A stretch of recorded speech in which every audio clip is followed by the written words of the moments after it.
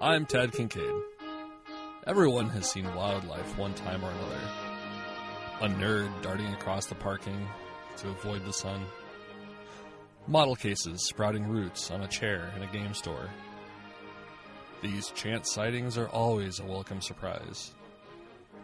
The dedicated passion of fellow nerds always makes us feel good.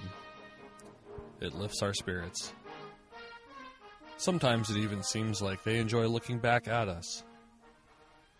This episode of Wild Mob Rules, we talk about the wild Deathwatch, the food of the indigenous imperial, and we look into the changes within the gamer habitat.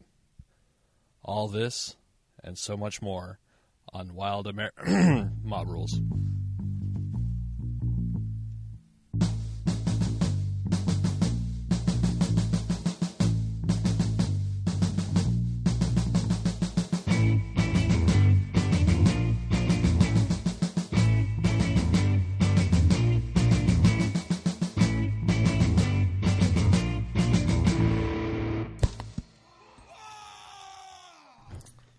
Welcome to Mob Rules, episode 36.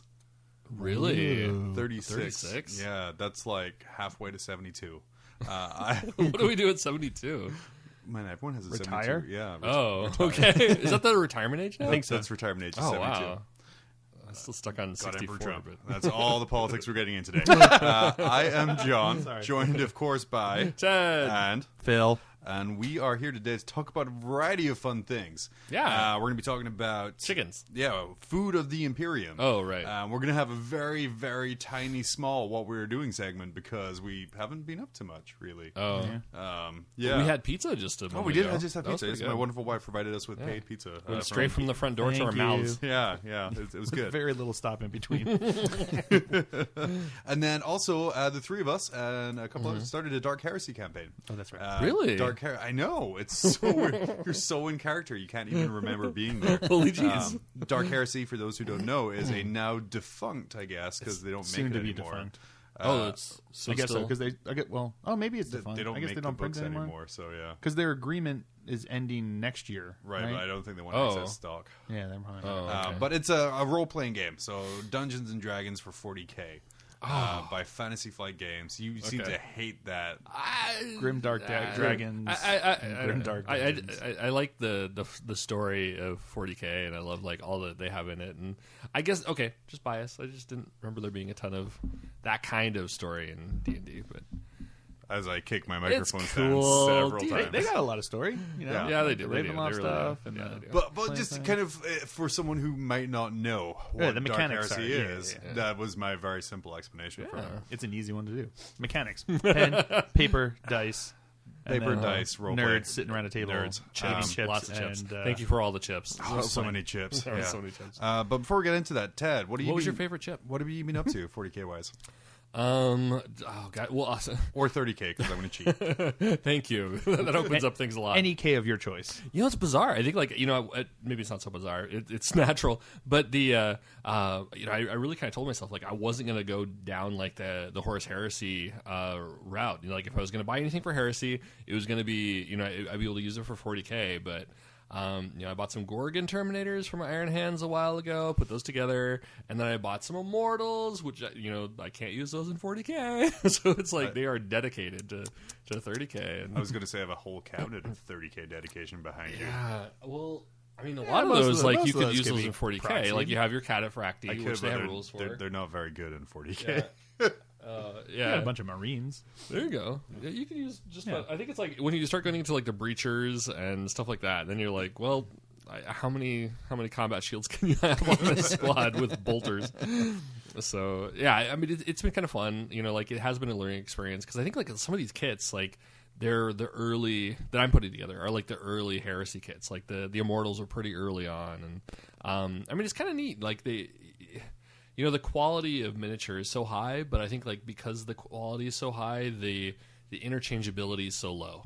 Because like everything is sculpted in, like especially with Iron Hands, where there is like everything is theme wise so customized. Like there's all these cables and tubes and everything else. Yeah. Like almost all the, I think 4 of the 5 heads are sculpted into the bodies. Like they're all in kind of like that unipose, left foot forward, right foot back.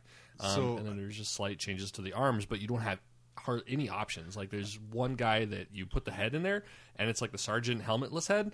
And if you need 10 in order to make a squad, and you buy 5 at a time, so you have one helmetless guy in like every 5. So you have to had to grab a head from somewhere else. And now, Ted, as someone who hates standard miniatures, like does a little conversion on every single miniature that you have. How is that working out for you? Because, like I said, the earlier Forge World stuff it's beautiful stuff, don't get me wrong, but there isn't a lot you can easily do with it. Yeah. So I think, like, with this, it's sadly, like, I mean, it's so, even with the arms, like, they basically have, like, there's 2 arms that have, like, this peg and socket kind of thing. So they only go onto those 2 bodies. Like the right arm has like a peg, and then the body has like a socket. So you really you have your choice of 2 guys, but they mark each one. There's 5 different arm options, and they mark which arms are supposed to go on there. So there's a 1, 2, 3, or 5 like pinpricks, and so you basically the body is designed like it won't take any different any arm. So it has to be just right to fit in between the grenade and like that little piece that comes down from the chest. And so there really aren't too many options. So I think what I'm doing is I'm ultimately going to have 20 of them. I bought 10. I'm going to put them together relatively standard, and then the next time I'll put them in a bag and hit them with a meat tenderizer and rebuild them. Not really. I'm not going to do that at all. I volunteer to hit them with a meat tenderizer for you. Because that means I'll actually have to follow through.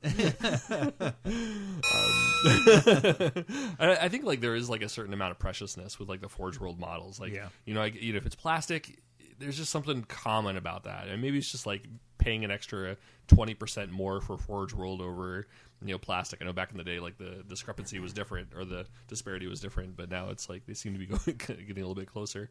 But yeah, it's just, I don't know, it's hard to get over that that mental hump. So, and I do a lot of mental humping. You also have been blasting out videos for Mob Rules virgin little YouTube rapid page, fire, which has been kind of nice because I have a backlog of crap that I haven't opened.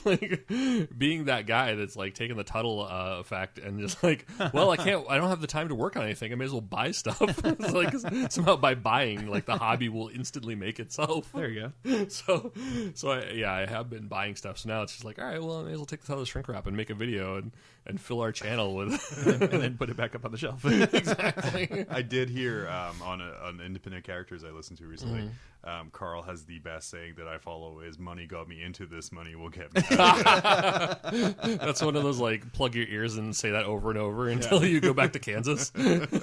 There's no place never financial solvency. Never count the uncut sprues. Never count them. But that's been really cool. It has been kind of neat to get some of that done. I played a game against Tata. I bought all these Castellax, because I figured all right, get the Castellax with the dark cannons. It's the strength 7, but it has lance, and it's I think it's AP2, and it's 2 heavy shots. Gets hot. So that was my new toy. I was man, I can finally drop some bombs on all those Spartans. Drop that armor 15 down to 12, and then I'm hitting it with 7s, and it'll be good. He didn't bring any Spartans. He did bring his Macedon, which I built for him. So that was your fault. Yeah. At this point, you should know if you give Tata here you go, I just built this for you. Hey, you want to play next week? Sure. That model is most likely going to be in that list. I figured that model is going to kill you. I figured there'd be a Spartan on the side, but no, there was no Spartans. And so he had his whole army in this thing, and I also bought a Typhon, which I was really excited to use. And it's the party bus 2.0. It is hey. I got 6 hull points. How many do you have? All. Oh, never mind. And void shields that come back every turn. Oh, all right. So I brought all my toys and I still lost, but it was fun. I went into it knowing that I was just playing with my toys. Yeah. I wasn't gonna do very well. Yeah.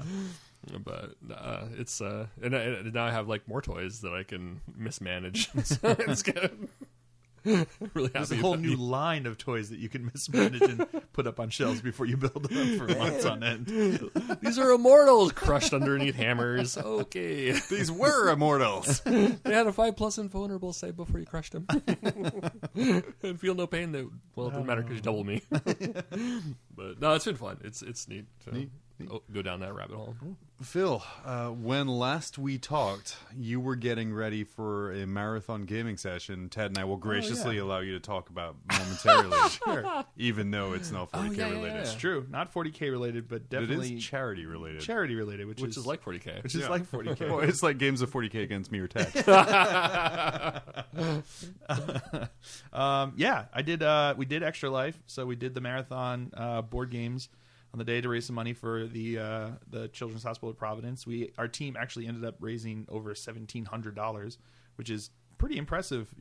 Which is good. Hopefully, it does some good over there. They could use it. Obviously, people going through a pretty tough time. So, but other than that, I've been playing a bunch of games, putting out battle reports on the YouTube channel, and I actually did some painting for the first time in forever over the weekend. I know. Does that mean What'd you paint? on your Glacial Geek YouTube channel there will be different lists? There's different model. Okay. Yeah, I fully painted a chaplain on a bike, so now I can run him as a chaplain on a bike or an interrogator chaplain on a bike. So I have two different options. Ooh. What is the difference between an interrogator chaplain and a chaplain? Is it just about cloak? 20 points? 5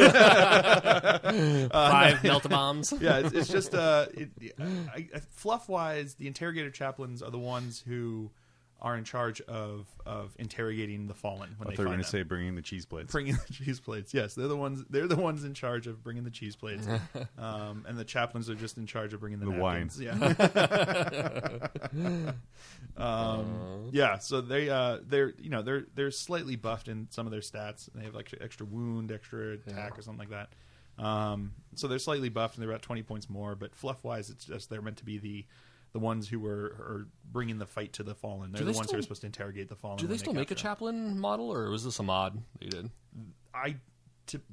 For the life of me, I have no idea how this happened. I all of a sudden I saw in my bits box that I had a chaplain on a bike, and I was like, when did this happen? I don't know if when I picked it. you spend too much. That's what I'm wondering. But it was built. It was like fully built on this bike, and I'm like, was it painted? No, it was primed. Okay, but I'm like, that's not a bit, Phil. Don't- Your organization system. Well, I don't know poor. when I got it. It must have been in like a box of stuff that I had traded for or bought for. I don't know what it was, but all of a sudden I saw it, and I'm like, was it a metal one? Like, no. It seemed. I think it was. I don't think they make a plastic one. No, it's not a plastic one. It looks like it was a fine cast. Fine cast, Oh, but I don't know if.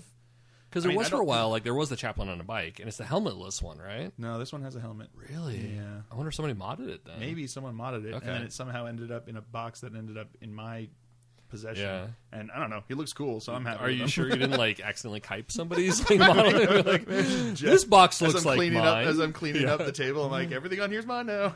That's 2 how I weeks you're ended gonna be up like, with the Tau hey, Army. I just have a I had an unassembled knight. Yeah.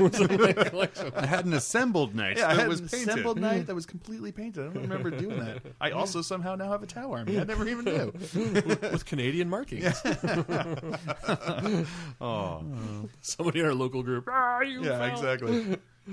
But yeah, so I actually got some painting. I also put down the base coat on some Gene Stealers, and so snap! they're coming along because man. my first foray into the Gene Stealer cult is going to be a kill team. That's smart. Because I came up with an idea for a ridiculous kill team that I don't know how well it's going to do, but it'll be fun. So 14, all Gene Stealers, 14 G Stealers. Whoa!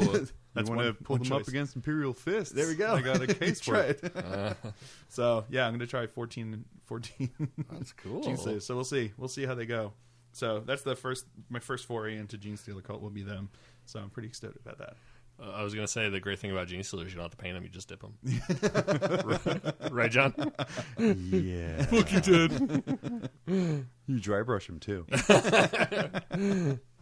Well, dry brushing is that is my standard now. I've found. Yeah. On black armor, man, that is the godsend for me. Were you doing like the dry brush and then oil? Yeah. Okay. The way because I did this on my chaplain and it worked well, and I've been doing it on my Deathwatch, which is I just have the primer black.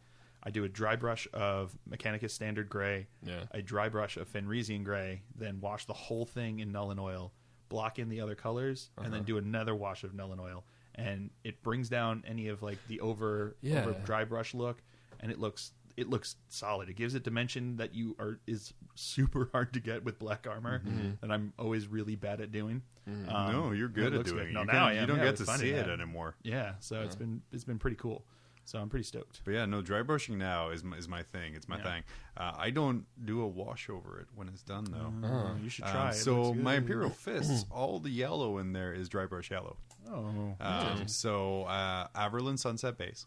And then I do a wash over the whole model, which is 1 part Wild Rider red and 4 parts Lemon medium, which is kind of like the thinning thing. yeah. It essentially turns him like orange and makes him look sunburned. But then I just dry brush Averland Sunset over that.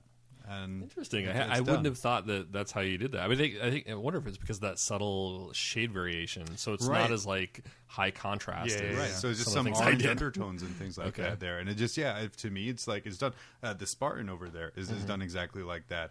Of course, I'm pointing at all my miniatures. Yeah, you can. that I You can painted. see, right? You guys can see. No, but like that's how I do my fists, and they're super easy. Like I was saying earlier, I got 5 Cataphractii Terminators done in 2 hours. Nice. I did 2 Dreadnoughts in an hour. It's just a nice, super easy way for me to kind of bust through Did things. you magnetize?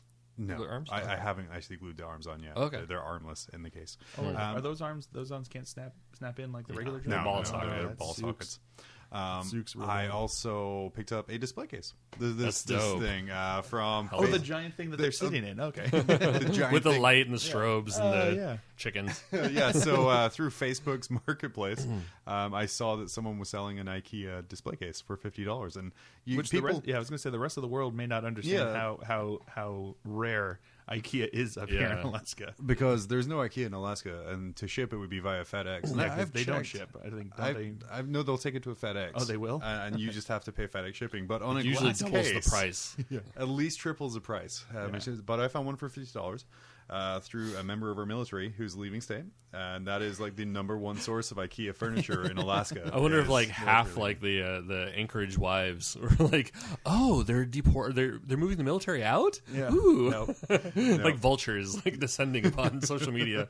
Pretty Oh, much. they're IKEA. Well, because military, when they move out, they get the option of being moved, or they get paid a large sum of money to move themselves. Oh, okay. So then they downsize all of their furniture, take the lump sum of money, and move. That is my understanding of it. So you get some pretty sweet deals. But yeah, so all of my 30K stuff is now set up in a wonderful tall display case. Dope. And that's something I got accomplished. I also assembled 5 custodes from the Battle of Prospero box. Oh, heart them. Wow. They were the worst to assemble. Really? Really? You thought so? I thought they're pretty decent. Did you do the spear guys, or did you do the Oh sword no, one? I didn't do the spear dice. So the spear guys, Oh, that's right. You gotta match up their arms. yeah, with I that, could right? not get the Okay. hands to line up for a couple of them, and like swearing frustration because I use plastic glue for those things. Yeah. So you got to hold it for a little bit until that melts in, and so I would hold it, and then I put it down, and then I'll look back over, and it's like, and it's like melting off. And it's Do you just do that off. thing where like you kind of like twist it into itself, If your like kind of microphone had a mash? condom, that wouldn't happen. No, it wouldn't. Oh, Yeah, a little bit I do, but okay. like I said, it was just hard. And then the cape. When you're assembling the custodes, where the fuck does the cape go? yeah. I On the back. No, well, yeah, but I hate the instructions for the custodes. right. Like, It didn't really give you like a when you should put this on kind of a thing. well, 'Cause it I think shows that- when, but it's like attach it to the back. So there's no point in the back that's fat enough to fit the 2 Yeah. edges of the cape. Well, I think like I put together I ended up putting the torso together, and then before I put it on the legs, I put the cape on because otherwise you're fighting with stuff. Because I think like at one point like there's like a divot that for like the back of a heel, so it goes onto a specific Yeah. leg. Like this Snap, really? is Yeah, it's it pretty, doesn't snap, it glues. Yeah. But It's not snap fit, I swear. It's just slide in really snugly fit. but that was a pain, and I ended up like I think I modded it slightly so my guy was like running. So like okay, I got to carve into the cape and do some So, mods. so I modded mine so my guy had no cape. There you go. How'd you do that? that was my solution to that. I was talking to He went street level superhero with his ones instead of the full fledged. Well, my thing is and my thing with it was I was so pissed off from trying to get these 4 spears to line up right. Yeah. I'm like, now the cape. fuck you, Cape. No. It's lost kind of all my sad patience because, on like, the I think, spear. like, you look at the pictures of the custodes and they all have capes. Like, there aren't custodes without capes, so it's. Yeah, John. I mean, you look at the models, and of course, like, there's the one guy with a cape, but 'Tis you know- dry cleaning day. Yeah, I guess. All right, we all share the cape. Your turn. Whose day with the cape is it? So do we do the? Tell me we're drawing straws. 'Cause I don't want to do the biscuit again. Custode soggy biscuit for use of the cape for cleanup. Yeah. Well, slurp, slurp. At least I get at the cape. Slurp, But slurp. I did purchase a spray can of the Retribution armor, which is Games Workshop's gold spray paint. Okay. Man, did I not know it was that expensive. Oh no, really? $28 for the can. $28 for a can? Yeah, That's like but, twice of the rest of it. but by that point, I was already at the register. He'd already rung me up. And I'm the kind of person where I won't be like, put that back. I'm not paying for that thing. Yeah, you're from the Yeah. British so, Isles. yeah, so I'm like, yes. And mail. like, It's like following instructions. that's okay. I am okay with this price. Man, did spray paint go up in price? They're like, no, just that one is that expensive. I'm like, oh, okay, good. Yay. Little you know, it's actually made of real gold. Yeah. So I started painting the custodes. So because I'm like, fuck, I paid $28 for it. I'm gonna start doing that now. So I sprayed them. It looks good, and then I put in the Reikland Flesh Shade wash, and it turned out bitchin'. I never knew a Nice. brown ink wash would make it look so good. Because I usually use like a Nullen oil. I go with the black for my No. golds. I'll Make show it you. warmer? Yeah. Yeah, I'll show you. It makes it warm. Makes it Nice. look. So I need to go back and still do some highlights. But then I remembered, shit, I'm going to LVO in 2 months. Yeah, you are. Or 3 months now. three Yeah, months. 3 months. I should probably assemble that Eldar army. Oh. I go because I have the same problem, but with orcs. I was gonna say, 'cause painted you've an orc in a year. You got a hell of a fist army right over here now. I have a hell of a you fist could army. just put into a box and take with you. it might be I buy a couple heavy weapon squads and kind of put it across there. But no, I ordered from Mini Stomp, which is an online retailer, my Eldar army, and that came in. So I sat one night and I assembled 30 Guardians, and I assembled 15 Fire Dragons and 3 Falcons. And oh my god, I gotta say, Falcons can go fuck themselves. No, Really? sorry, Fire Dragons can go fuck themselves. Oh, yeah, I saw your Fine post. cast. Oh. Fine cast Fire Dragons. What was the problem with them? So gates, pretty much. Oh. So their back curves in, which means they have like fins across their back of fine cast. the Doritos. So they have Dorito chips all through like kind of their back. So you have to kind of get your knife in this tiny little area and kind of carve out. I took longer to assemble like 10 Fire Dragons than I did to assemble 3 Grav Tanks. Wow. And what about their guns? Are they pointing down towards the ground? no, luckily they're monopose, single piece. Oh, yeah, I was just wondering about the fine cast because I know my Belial sword certainly looks like a warped. scimitar. Nope, they're monopose, single piece, small. Yeah, just like so it goes straight. Yeah, it Alright, goes good. straight. I didn't- That's good. Yeah, and unlike Ted, I'm fine with monopose because that's less gluing for me to do. So I got all that assembled. Mainly, I wanted to have it all done so I could start playtesting it and get somewhat competent with it before I go down. I know I'm just in the quote-unquote friendly tournament. Yeah. quote unquote friendly. Yeah, I've seen I some of played the John lists that are Miller's going- friendly quote unquote friendly list. For I need a to battle play his report. friendly list. That is not friendly. It's LVO, man. Not if Win you in want Rome, friends. right? Yeah, I guess so. So, well, my friendly list is an Eldar Pale Court, which is the Forge World kind of battle company. one. Oh, I played against that. I played against one of those. It includes no Wraith, no Jet Bikes, and no Wraith Knight.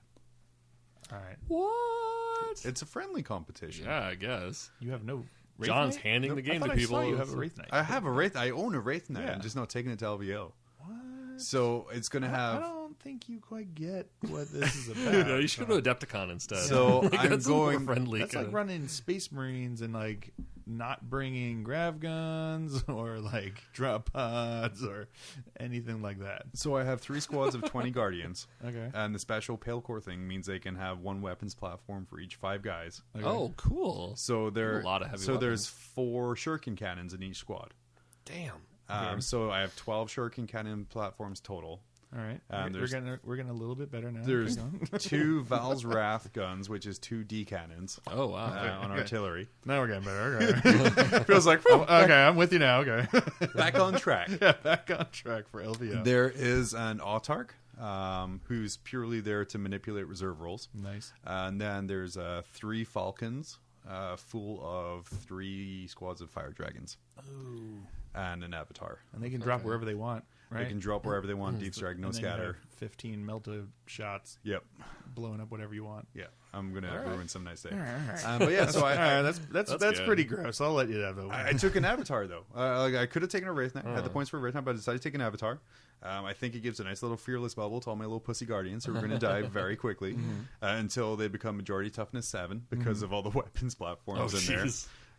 But no, I'm excited. Oh, and each unit has a warlock in it as well for psychic defense and attack. Fun. Cool. So the platforms now have a toughness. When did they get a toughness? Before they were just kind of like a 7th edition is their is a weapons platform or an artillery platform is just that toughness 7. Cool. Before 3 they ups. just kind of like hung out. There was not a model, but it was 3 up safe toughness 7, I think. Cool. I'll have to double check the codex Yeah. to be honest because I haven't looked at that part. I'm sure because like that was like a shenanigan back in the day was that it wasn't a weapon or a model, but it was, so you could actually have it sticking out from behind a building and you couldn't actually target it because it wasn't a model, but it could fire. It was yeah, that was go back and find the old codex. Taking notes. Hide for this, behind wall. for this friendly, I'm going to be running 6th edition Eldar. Thank you very much. Oh man, but yeah, so I have all of that assembled and ready to go. I have red spray. I have Nuln Oil. I am good to go for Samhain Eldar. And yeah, Nice. that's all I've been. I said I was up to nothing, but I was gonna just say, that was realized a lot of I've got a stuff. ton of stuff done this past 2 weeks. I mean, it's I'm been impressive. looking at Like it, watching your Facebook feed, or at least on the AK Dub site, like it was. Yeah. It's been a lot of stuff. I'm like, man. And I put it out on Mob Rules John as well on Twitter. Okay. Mob Rules Sweet. John. Hey, real quick, there's a you guys are doing a league, right? There's like a kill team league. Oh yeah. I am not participating. Okay. I am. Well, this is where we're gonna have Phil talk again. Not that he doesn't have a section coming up. It's all Phil all the time. And to be fair, the only reason I'm not participating is because for the last 2 leagues, I've played the first couple of weeks and realized my schedule does not work for anything. Yeah. I've gone into that, like, I mean, a few of those leagues where I think So- I've played in 3 and I go about like 2 or 3 weeks and then I stop. But it's like, for me, it's like, well, may as well, you know, Yeah. like it's Yeah. it's just fun. Get a few weeks in knowing that you're gonna like bow out. Hopefully, it inspires you to paint something, or whatever. Yeah. And, And it, or you're Phil and or you're Phil and you have to play the games anyway, so you may as well get league points for them. Also, my wonderful parents who still live in the UK Hey, John's parents. are sending me. They don't listen to this. okay. Are sending me the Games Workshop store exclusive Forge World icon bearer. Oh, cool. 30K. That's cool. Hey, I just need to shave a shitload of Ultramarine logos off of it. How'd they get that? They live in Aberdeen, Scotland. Well, I get that. They actually went There's down a to the Games store? Workshop. I was like, Damn. yeah, I sent my mom to a Games Workshop store in my early 30s. Thanks, Mom. That's like when Ted got me back into this hobby, and I called him my dad. Hey, Dad, you know that box full of miniatures down that's in the basement for like a decade? Do you mind shipping them to me here in Alaska from New York? I'm sorry. Dad's like, Is this my adult son? Yeah. Just out of curiosity, is this the adult one? Yeah, he's just. And that's I said that same thing to my dad. I'm like, Dad, I need to get something from the attic. He's like, what? I was like, it's like the top Trump Games Workshop cards things where it has like the pictures and it's like a little card game from the mid '90s. He was like, yeah, you don't have that. I'm like, no, I fucking do. I know they're up there. Go get them. Oh man. Anyway, Kill Team League, Phil. Yeah. So I've been doing the Kill Team League, and it's fun because they've it's It's giving you all this content for your Friday. covering Kill all Team the content from my paragraphs. friend. Exactly. So I've just basically anytime I play in the Kill Team League, I've just been like, I've gone in to film my Kill Team bat routes. I'm like, you're in the league, right? And they're like, oh no, I haven't joined the league yet. I'm like, you want to join the league? And they're just like, yeah, sure, sounds good. Otherwise, you can't be on my channel. Yeah, exactly. It's one of the, but the thing is, one of the checks on each of the games is, did you have a fully painted army? And that's like worth like 3 points or something of that out of the game. So you know, you're welcome that you had to have a fully painted army because you played me for a channel game. So Wow. yeah. So but yeah, it's been You're I think that's a welcome. chicken and the egg thing. but- yeah, exactly. But yeah, I'm actually doing pretty well in the league because most That's people what I don't go heard. in and play 2 games a week for their channel with fully painted armies, and I've been surprisingly doing very well game wise in the game. So I'll take it. We'll see what happens.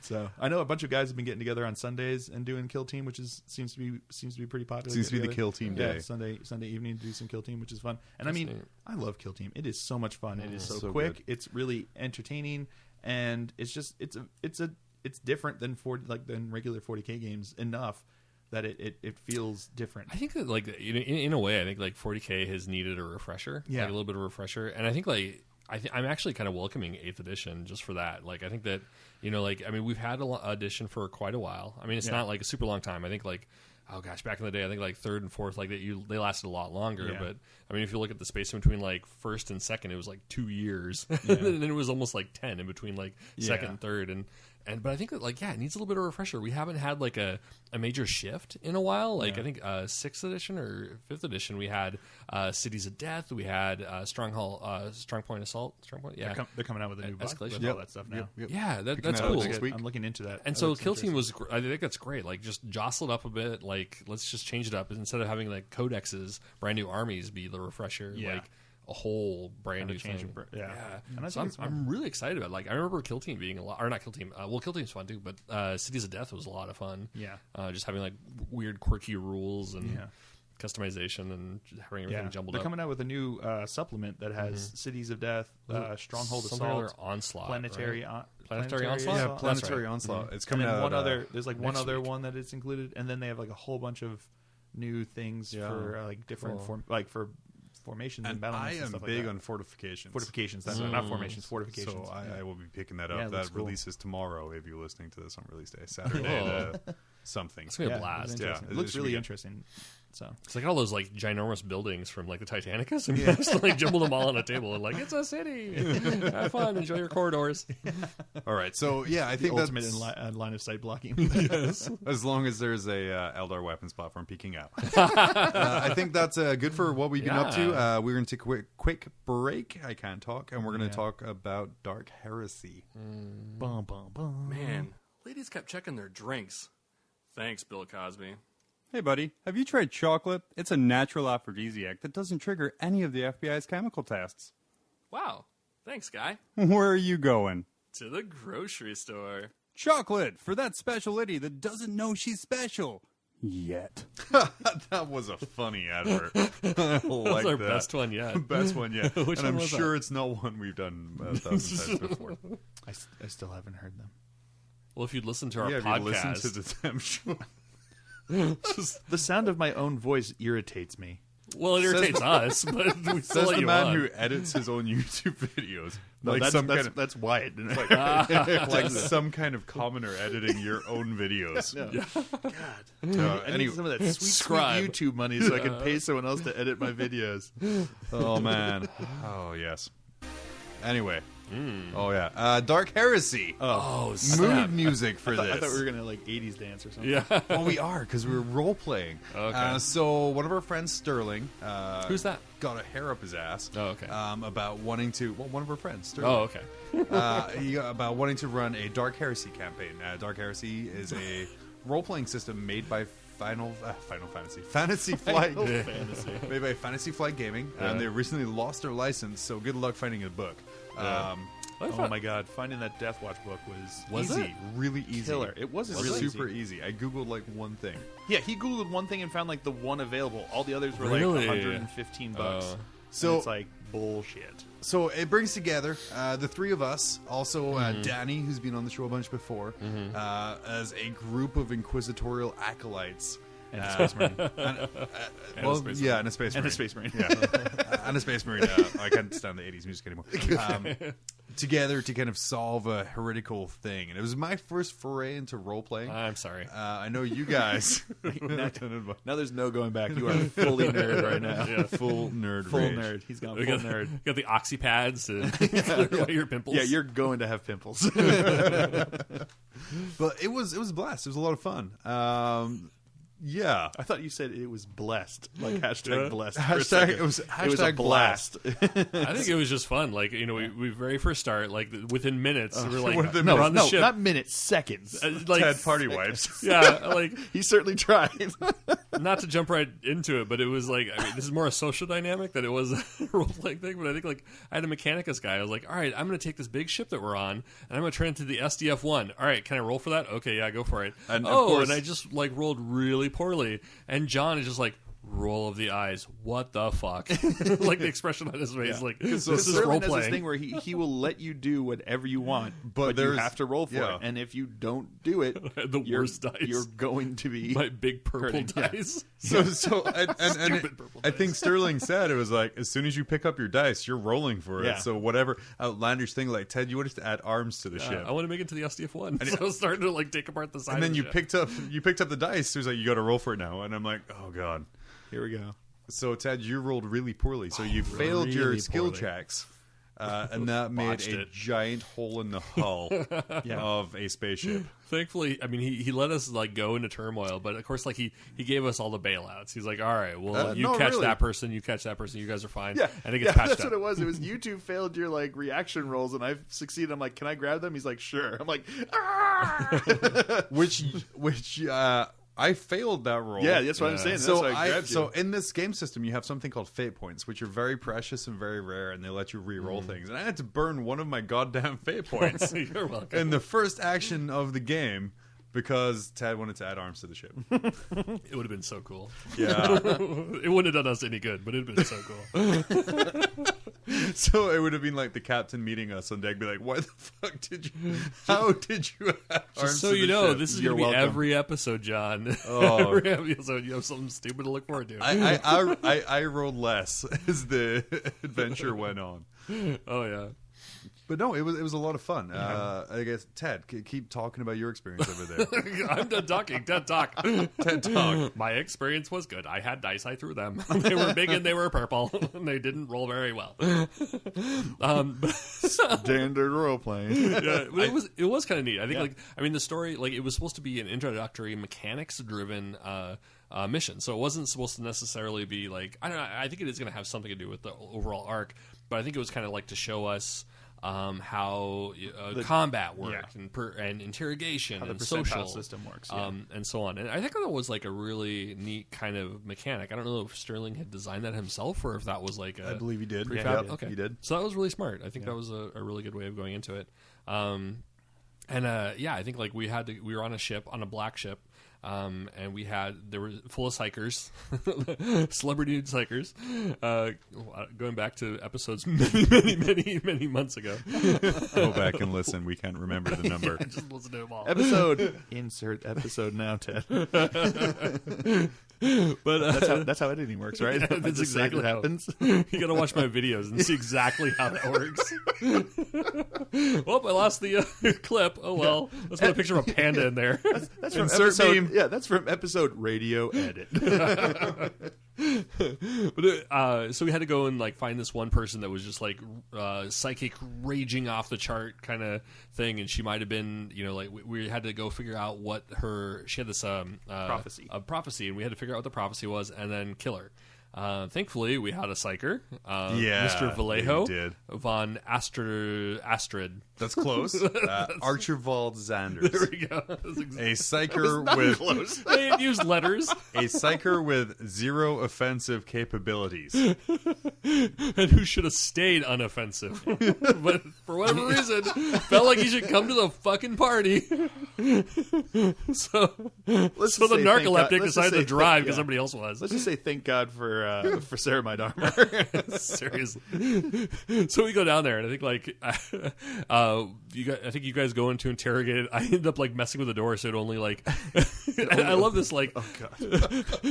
The tech marine or the mechanicus priest can basically do weird, like all the mechanics that he wants within like a fraction of a second. So somehow I took apart the door, rebuilt it so that it would only register me, and so like I was the only person that could get to open. All within a second. So the door only reacted to Ted. Yeah. So it only opened or closed for Ted. So we go across, and the heretic is in the center of the room. Nobody noticed by that. We were failing our like awareness rolls, like our left and perception right. checks. Like, Yeah. all right, you need to roll. Yeah, he's like roll perception. We're like, Don't worry about it. Nope. Nope. So I try and intimidate. It's like a Scooby-Doo. I try and intimidate and do something like the genesis of my character is to be a dick. But it doesn't work, and I fail my intimidation check. So then Phil is a giant hulking Deathwatch Space Marine. Yeah. His intimidation roll is successful. because he's a big fucking Well, space no. marine. What it comes down to is you were talking to her, and she says, "Let me out." and I'll tell you the information you want. And you were like, all right, well, Space Marine, like, take off her shackles. And I was like, okay. So I walk across and I snap her shackles, and then she, like, psychically attacks me, and I managed to avoid being attacked by her, like, resisted the attack. But in reaction, I just pushed her in the chest against the wall. Just a light shove. Just a light shove. But Which to a Space Marine is like a Mack truck. Yeah, exactly. So I just like crushed her against this wall, and she's like near death at this point, in like excruciating pain, just like broken all over. I think like Sterling is like, well, shit, there's a plot device. Yeah. All right, I'm gonna roll for my. Oh, failed that. I'm gonna roll my. Okay. I'm gonna make an accounting roll. Okay, I failed that. I'm gonna make a driving while intoxicated roll. What does this have to do with anything? I'm just trying, man. That's right. All right, she's alive. So my character like crouches down into her face and goes, "I can end your suffering now, or prolong it for as long as I wish. Give us the information we want." Yeah. And she's like, and she like gives all the information, and then John's character goes, break her arms or break her legs. And I'm like, because why not? Yeah, why not? So I break her legs, and she. So then I said break her arms, and then I'm like, you will suffer in death, and then we start to leave. Yeah, and she perils. Oh yeah. Which is great because like the storyteller also picks up dice when he wants to do stuff. Yeah. Like, so he rolled and perils, and he was rolling just as bad as we were. Yeah. So she super perils. Ted and I both like pass out from the perils like efforts, like just like pass out. And John's character, like Senor, can't pick up a stick. It's like the only one that's like conscious, and he's like, well, what do I do? And Sterling goes, this is an interesting way to segue into a tactic I like to use sometimes. I'm going to put a timer now on here. You have 45 seconds to figure out what you want to do.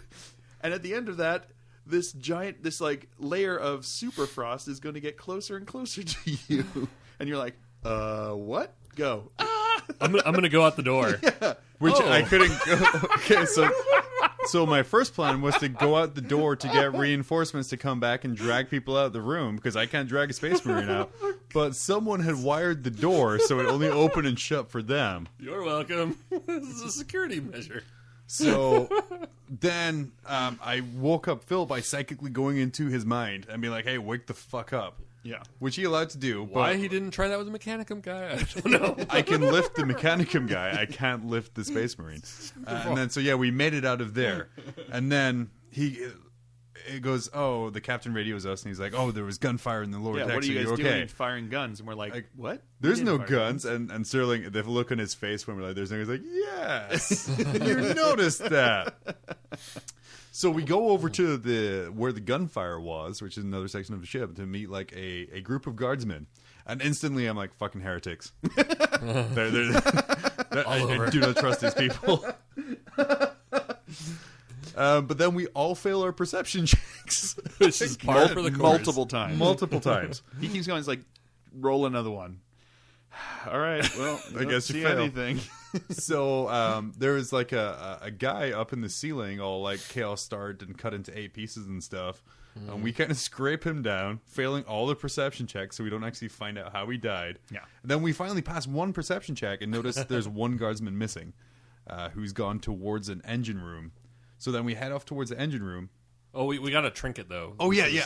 We got like an idol, a super like idol thing. I decided to pick up a decapitated head so I could throw it at someone and be like, "What the fuck is that?" I still have it. Okay, technically still in my bag. And then we ran off to the engine room. It's like all that shit that you pick up when you very first start like a video game RPG, and you're like, "Oh, I can pick this up." I did dried leaves. Yeah. Why do I still have dried leaves? Take it up a slot. So severed head. We make, All right, we make it down to the engine room, and it turns out the traitor, the guard, is a traitor. Well, who would have thought? Oh yeah. And then runs off, and Phil runs after him. And in this chase, we find out that Sterling, our DM, I mean, like I got like pages of backstory for this guy. Yeah. And that was the end of him. Well, because he goes around the corner and he's got a he's got a melt-a-bomb that he's got there, and I'm like staring him down, and I'm like, all right, well, I shoot him, and I failed miserably, so the shots go like wild, and he's like, all right, well, now this try guy to shoot the melt-a-bomb. Well, no, I tried to shoot him and missed, and then he was like, and then Sterling was like, all right, well, now he's going to charge you. and he trips and falls, and the Meltabomb goes sliding underneath the machine. And we were like, oh. So then I come running around the corner. Yeah, and I run up and crush the guy's spine with like just stepping on his spine. And I'm like, I'm going to help. I'm going to shoot. So I shoot into combat. He's like, are you shooting into combat? And I'm like, that doesn't sound good. So I shoot Phil in the back of the head. Luckily, ceramide armor. So I'm like, I'm not doing that again. I'm going to use my staff, and I'm going to hit into combat. And then I hit Phil in the back of the shin. I think John is hitting me over and over again. Over and over again. John is secretly playing a Skaven. Yeah. I'm thinking John's the plant. I'm thinking he's like, he's the heretic we've got to find.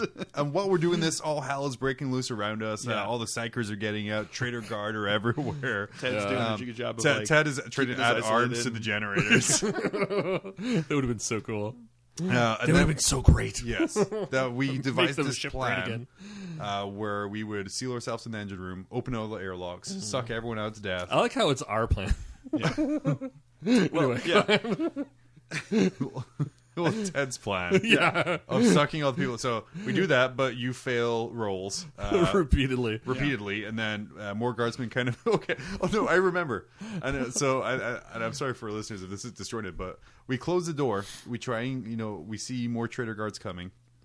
Close the door, and then Ted starts working on the panel. You start working on the panel to open up all the airlocks so we can get everyone sucked out. Sequentially, so that we could like make a line straight to our escape ship. But except Ted really failed the roll, so instead of opening airlocks, he opened the door beside him, letting the traitor guard get in. And apparently, there was some guy with a las cutter anyway who was was like super about to confused. start. He's like, all right, close the door.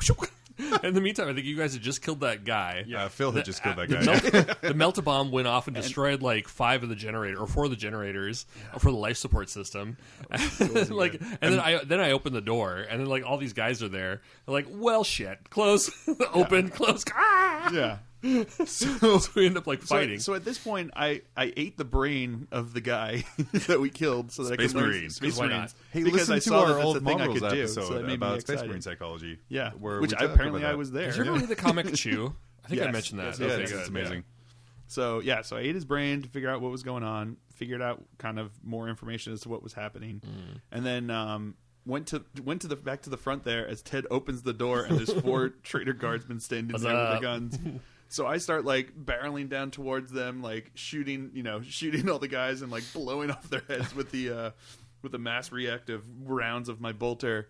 As one of them didn't he try to shoot you with the shotgun? He ended up like shooting the, And then he no, missed. he did. He missed right. and hit the panel. Oh, that's That's right. right. Up He the blew up computer. the panel.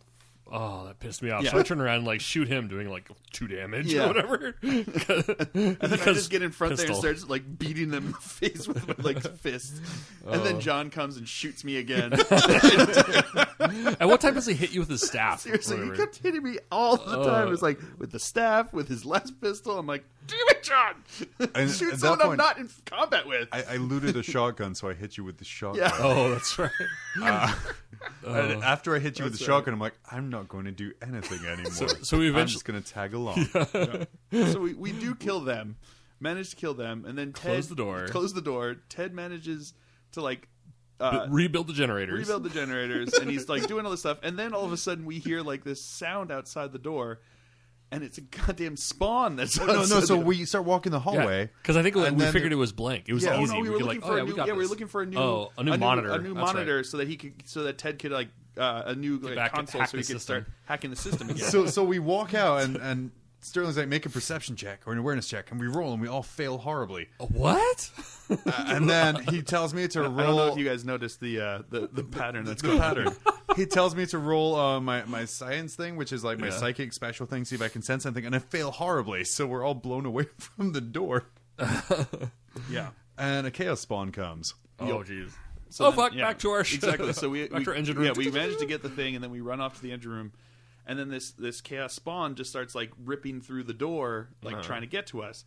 And one of them, like he grabs you with like one of his tentacles, like grabs Ted's character, and then I run up and like grab the tentacle and like holding it like a tug of war, like trying to fight him with my swords and stuff.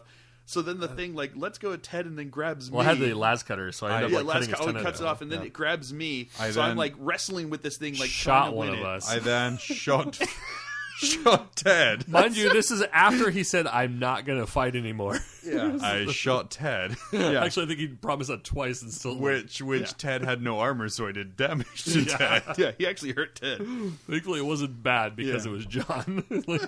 That's a bruise. Yeah, jerk. So now I'm wrestling with like a spawn, like trying to get like control of it. I got the computer put and back I together. finally like wrestle him and get him out of the door through this hole. I looted one of the guardsmen because it turned into I'm done shooting. I'm just going to loot everything. So I spent 15 turns looting. Yeah, and I failed every single roll apart from one where I got a pity crack grenade from the TM. So you got a which crack turned out to be grenade. amazing. Yeah, so he hands it to me. And I look at him and I'm like, get that metal. I said that. Metal. Oh no, yeah, no, I thought you did that. No, I was like, no. Here's the plan. I'm going to drop the airlocks, and as soon as I do that, you shove the grenade through there, and you put the panel up. Yeah, we I found didn't a do metal much in cookie this game. sheet. At least give me my credits. No, you did a lot in this game. You did. I did nothing. That's true. No, you did a lot of shooting me. So I think we did that. Yeah. We got this guy off center. So, he flies out of an airlock. Yeah, I throw the grenade out. John's character puts up this metal sheet as Ted blows the airlock. Yeah. So it blows up and knocks this guy down, and he just gets like sucked down out through the thing. High fives, Team Zero. Yeah, high fives. So now we're like, all right, well, this ship is now. Oh, by the way, I just want to point out, like, as much as like we all like botched our rolls, Phil over here was rolling like natural ones, which is literally the hardest and the best thing to do in the Flarkin game. It's I like, never have done it oh, because look, it's 100. It's a D100. So I was actually rolling one. I rolled ones twice that game. It blew my mind because I had one time where I got like I rolled a 1 to hit, and then it was like. And then I rolled like a 96 to like wound or something like that. I was like, oh, that sucked. I really hit him and massaged his. So we set the ship to blow because heresy. Well, we decided that the black ship at this point was we couldn't save it, but that We could barely defeat 3 guardsmen. Yeah, but that the prophecy that we found out was that someone from her planet. I think I was getting chips at this point. Yeah, someone from her planet was going to be the death of the Imperium and was going to do something on Terra. We saw like the walls. It's a trap. Like we saw the walls of Terra like falling. And the phalanx. Yes, because I was like, "Fuck you." The Imperial Fist don't have to die in every story. But yes, they did. So that's what she foresaw. And then when I ate the guy's brain, I saw that this guy was from that planet. So I was like, "Oh shit! I bet you this is the planet. This is their plan. They're going to take this." And like blow all these psychers and like Trojan horse it. And just, they're gonna blow all the psychers. They're gonna blow all the psychers. Nude psychers. And they're just gonna make it a pleasure ship. Slanish. Yeah, Slanish. Banana boat give it Slanish, into Slanish. That's how you summon a greater demon of Slanish is just blow east all the psychers. Blow all the psychers. Yeah. So that's what we realized. So we were like, all right, well then we just need to blow up this ship. So so Ted goes to set the plasma set the plasma generators to blow. Ted had to roll for this to see if he was successful in getting the time he wanted. Yeah, before we tell you, we'll give you 2 seconds to think about what you think happened on this roll. Do you think he succeeded or failed? Yeah, let's Dora the Explorer this. Did he pass or did he fail? So I didn't succeed. However, I did use one of my fate points or whatever to re-roll it, thankfully. That's true. So I didn't fail quite as bad. Yeah, but he still failed, but not quite as bad. So Sterling goes, yeah, you've got like 3 minutes. So I'm like, all right, I grab them and I run because I'm faster, right? Yeah. He's like, yeah. So I just literally just grab them, throw them over my shoulders, and I'm just like tearing ass down the hallway. And the entire time Sterling was like, Ted, you can see the entire path. It looks clear, except there's this one area that's black. You can't see inside of it at all. And we're like, that's the random monster table. Yeah, that's going to be the monster table right there. So we come like bolting around this corner, and he's like, and there's a single psyker just standing there in the middle of the hallway. And it was a girl with glasses. Yeah, so it's like standing there. And I'm like, all right, so here's what I do. I take them and I throw them in the air past her, and I just barrel through her. and he's like, okay, that's badass. Roll for that. And I'm like, boom. I rolled like a 15 or something. He's like, mm-hmm. she just explodes, and you manage to catch them in the air and keep running, keep your stride. So we go running into the bay, and our ship's gone. Yeah. We were supposed to, according to Sterling's plan, have a sweet Corvus Black Star as our ride. Yeah. We did so poorly. We ended with an Aquila lander. Yeah. So now we're out in the middle of the void with an Aquila lander. Oh jeez, I don't even think of that. It was an Arvis lighter, wasn't it? Oh yeah. Oh, It was something man, shitty. it was the bottom of the barrel. Yeah. They're like, It wasn't great. Yeah, you can upgrade to a autocannon that you have to reroll successes on. Oh, great! But yeah, so we made it. We're successful. Yeah. Explodes and we ship don't look explodes. back. The Yeah. ship explodes. We cool guys don't know because I remember at the end of the set, Sterling was explaining to us what was happening, and we're like, no, we don't want to know. He's like, no. After it's like, no, we're not looking. Cool Well, guys don't look at explosions. You had the servo skull watch it. We made. we made the service go watch it. So this whole time, the relic that Tad picked up from the chaos thing, that's now burning hot. Thankfully, next session, Danny's going to come in. He's a psychic blank, so I'm thinking we'll just make him carry it because it won't affect him anyway. Spoilers. And then squad goals. What do we want to do next? What is our next goal for our characters? Make the SDF-1. Okay, sweet. That's going to make arms to something. We're heading off to Azula Prime, right? Yeah, that's yeah. the planet that I the psycho believe was so. from. That's Yeah, where we yeah. think like the plans. A little for all this backwater heresy world. are. I'm guessing they're going to be unfriendly to Space Marines. Yeah, probably. Yeah. Yeah. Now we have experience points. This will be kind of fun. Now we're gonna modify. We now know like all the stupid things that we had purchased. I that don't shouldn't have many. I'm not gonna lie. And Really? I You need don't my have many perception- experience points, or- No, I need to get Yeah. my perception up. Yeah. But yeah, it was a blast. We're definitely going to be going back for more. Keeping you guys updated about how the campaign going on. And that's about it. I think eventually the hope is to record it, right? Yeah, that's what Sterling wants to do.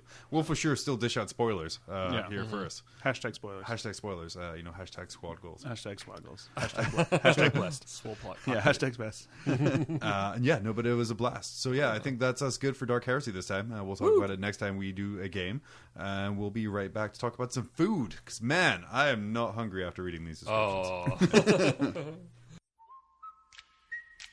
Earl Hagen was a legend. In 1960, he whistled his way into Hollywood and into our hearts. Decades later, he made a comeback, lending those lustrous lips in the 1980s to such bands as the Scorpions, Guns N' Roses, and Pat Benatar. A half-century after his humble beginnings, he's at it again. This time without cumbersome musical accompaniment, he'll have you wetting your whistle and whistling along. His new album, Earl Whistles Disney, is sure to be a hit with all generations. Order now and receive a bonus album, Earl Whistles More Shit, a collection of previously unreleased material of Earl's favorite songs through the years. On this bonus album, he demonstrates his newly mastered technique of inward whistling. Order yours today on compact disc or double-length cassette.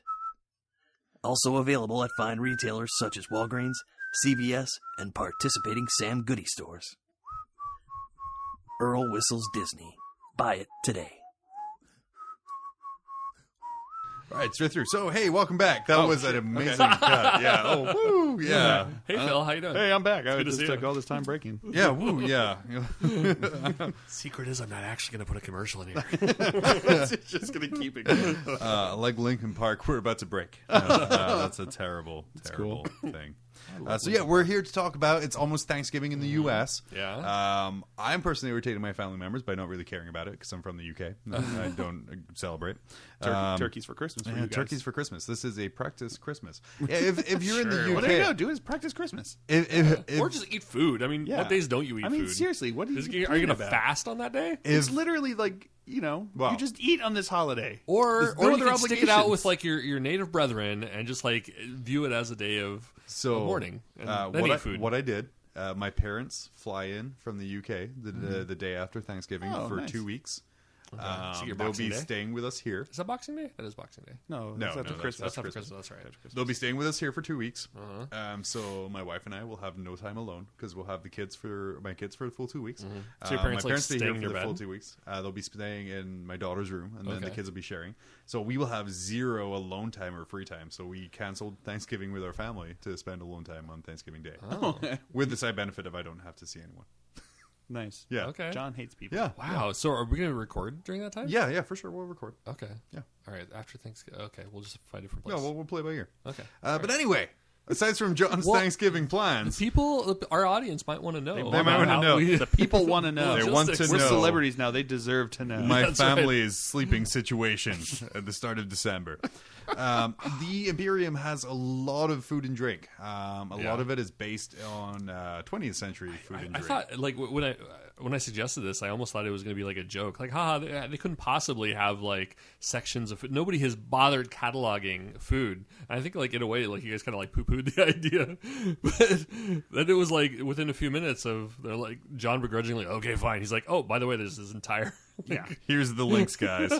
Like, maybe that's a little To be inside. fair, we should have probably known that after like 30 years of them developing this universe, that eventually someone would be like, "Does anybody get hungry?" There's a little inside baseball here of deciding topics, and then John sending out a bunch of links soon after. But yeah, so I mean, and then we got replies from it on Twitter as well, letting us know that. we? Oh, really? Yeah, well, I did. Okay. I 'Cause did. Yes. we don't Twitter. Yeah. Thanks for telling us, John. You're welcome. Just letting us know. And John's man, hiding guys, all of our fans from us, Ted. stall. No. It's not fair. You guys just need to tweet more. I need Holy social cow. media slaves. Social tweets. You know, Phil, I've even books. tagged your Glacial Geek Twitter site that you don't Yeah. use. Do you have a Twitter? I have one. I have never used it. Wow. I probably should. Or just get rid of Because it. the thing is, well, no, I don't want to get rid of it. I should use it. I should post out there. You should most definitely. But the use problem is, I'm like, I can barely keep up with what the hell I do now. it. I couldn't It's imagine. super easy. I It's didn't super easy. Russell Priest let us know that there's some Tau food descriptions in the Last Chancellor's book, Kill Team. By Gav Thorpe. Oh. And then Gav replied that there was an infamous Crocs barbecue scene in there. So I don't know what it is. I did order the book based off of that alone because I think they eat people, and I'm all for that in books. So that's Kill Team, which is made out of people. is a Last Chancellor's book. It's available as an omnibus of all 3 books from Black Library, and Nice. I'm sure it's fantastic. Well, I'll find out in a couple weeks. We anyway. did not get paid for that. No. But please pay us. We don't mind. We actually paid for it. Yeah, exactly. Yeah, we actually paid for it. We're not against being paid for it. No, we just in case there's any confusion out there. There's no Please, confusion. If you want to pay us, we I know- will take your money. This is Or John will pay. This is a new Friendlier Games workshop. I know we have listeners in Nottingham. Analytics Maybe they work there. Analytics tell us this. So please send us free stuff. We're Anyway, we love food. free stuff. It's our favorite of the stuff. Speaking of free stuffing, herpes. Phil, Yes. start us off. Tell us about an alcoholic beverage of the 41st millennium. Sure. Like a game show. It's round table style. What is Sacra? I don't know, Phil. You tell us. Okay. Well, Sacra is the very potent alcoholic beverage from Tanith, and so after the devastation of Tanith, the only ones who know of it, how to produce it, are the first and only of Tanith under the control of cool. of Gaunt. So it's very prevalent in those books talking about it, and every time they invite someone from outside of their regiment to try it, their reaction is basically like they've just swizzled like some rubbing alcohol. So it's just whiskey. because they may have. Yeah, it's like super strong, but it's Sacra is their drink of choice for the Tanith. No, I see as well. It's used in religious ceremonies, and it's kind of a sacrificial wine. It's used in everything because it's one of the things that they hold on to that reminds them of their homeworld. Like there's all these things that they talk about, like the memories of the trees, the memories of all these things. But the one thing that they can actually have that can bring back like a sense memory is the Sacra because they can still make it. So What's it made out of? I don't. They never. Okay, I don't. no. Well, I mean, I don't know. Something I've never from heard it made. Tanith. Yeah, Dirty I think socks. it's just. I think it's like toilet bowl wine or something like that.